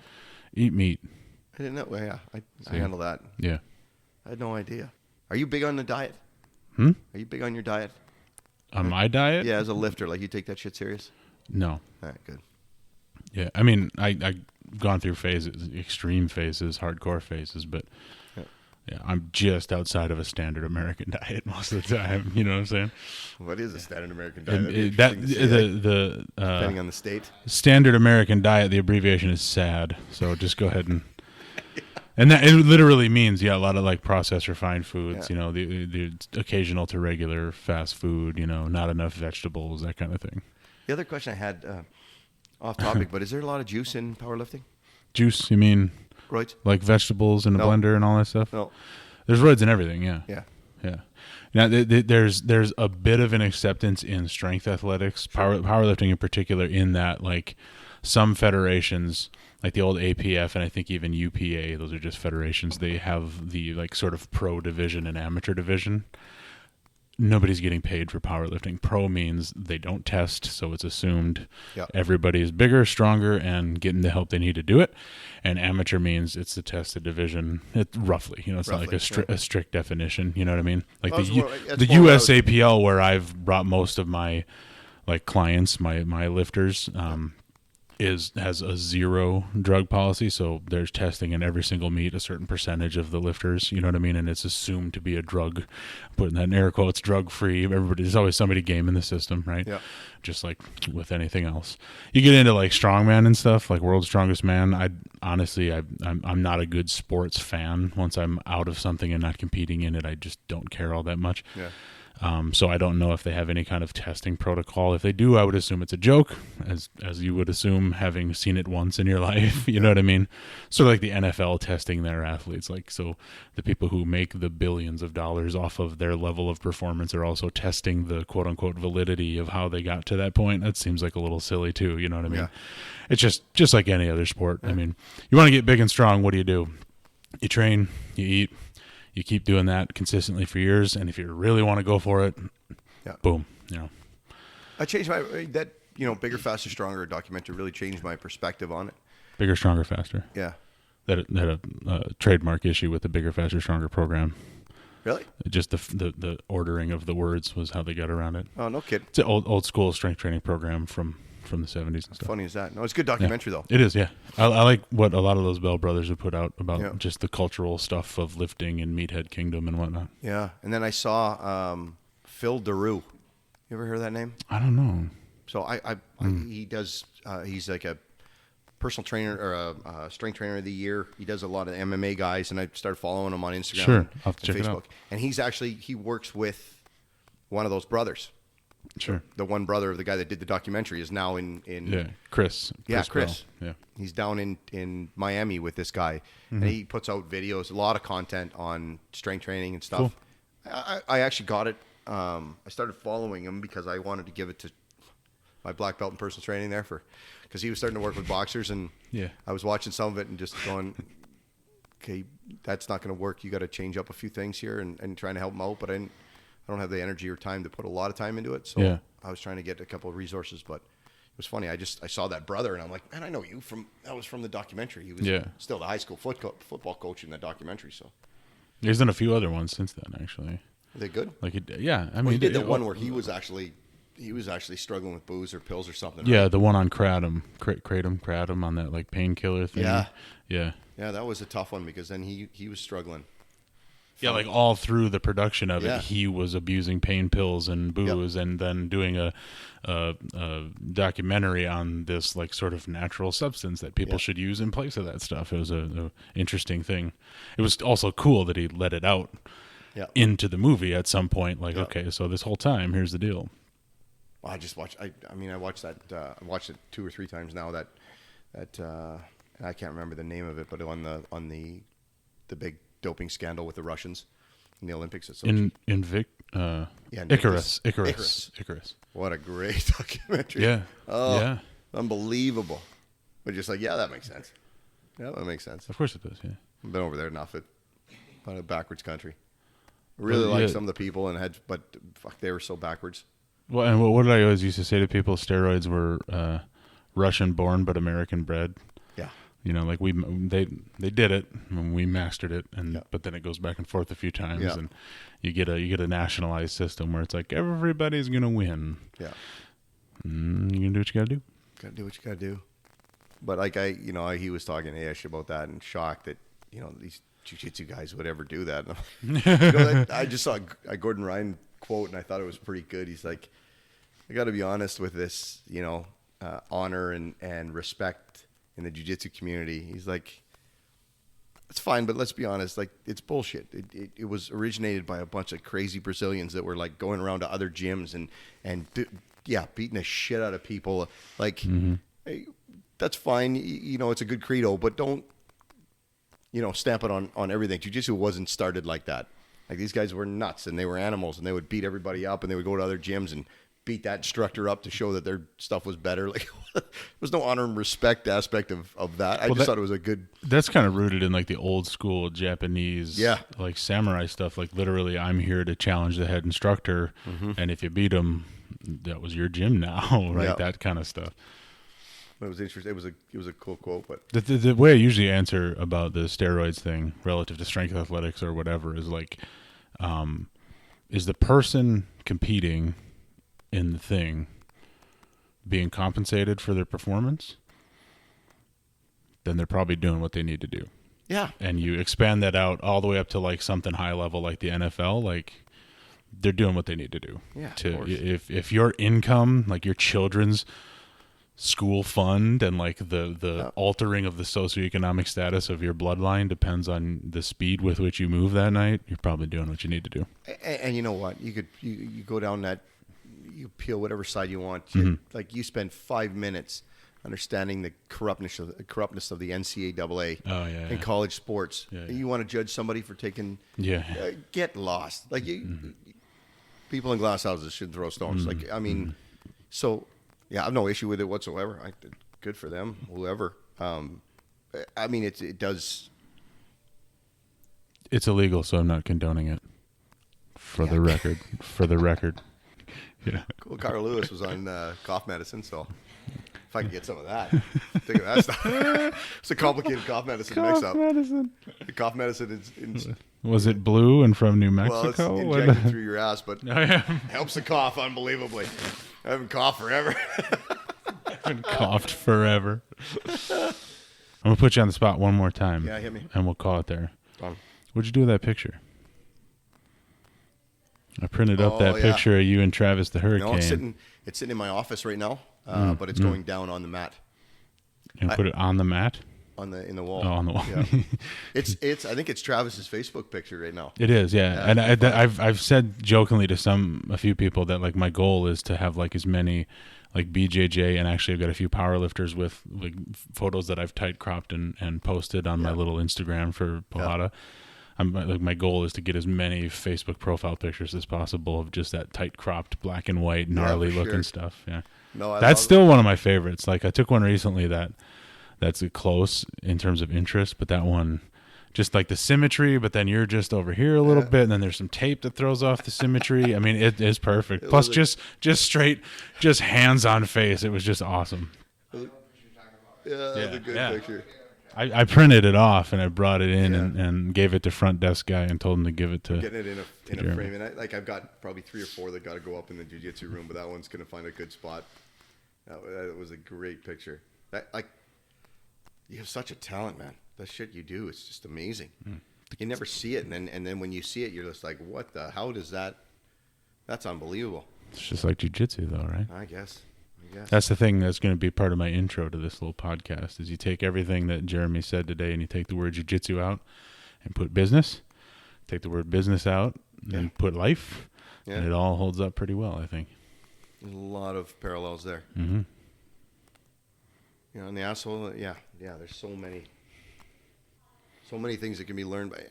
The thing I love about jiu-jitsu first, though, because in business, you can be an asshole and get away with it. In life, you can be an asshole and get away with it. In jiu-jitsu, somebody's gonna pay you back, right? I always say that to the young guys. You either learn or you get learned. One is fun, the other one's not fun. But either way, you're gonna learn, right? So either you're gonna calm down and go slow through this move, or you and I are gonna demo it, and I'm gonna make you go slow with my pressure. Right, or if you're small and fast, Marcus is going to make you think that, you're going to try and pass his guard because you think you're good at passing guard and you won't listen to me. You're going to learn, right? And that's, if you get, jiu-jitsu is one of them things that brings out the good in assholes leave, and then the good in all of us. You can translate it more into life and into business than the other way around. You don't really bring great business philosophies into jiu-jitsu. It doesn't work that way because you're not held to the same. You can make a lot of shit decisions and cheat the system and everything else. You can borrow money, you can't borrow skill. That's it. Great way to put it. Yeah, that's a good one. I'm trying to out soundbite the soundbite king over here. It's not working. I like that one. Yeah. Jeremy, thank you. Yeah, great being here, man. My Thanks pleasure. for having me. I took every one of the corner pads from the ring that actually had ambition on it. I took it out back and I burned it.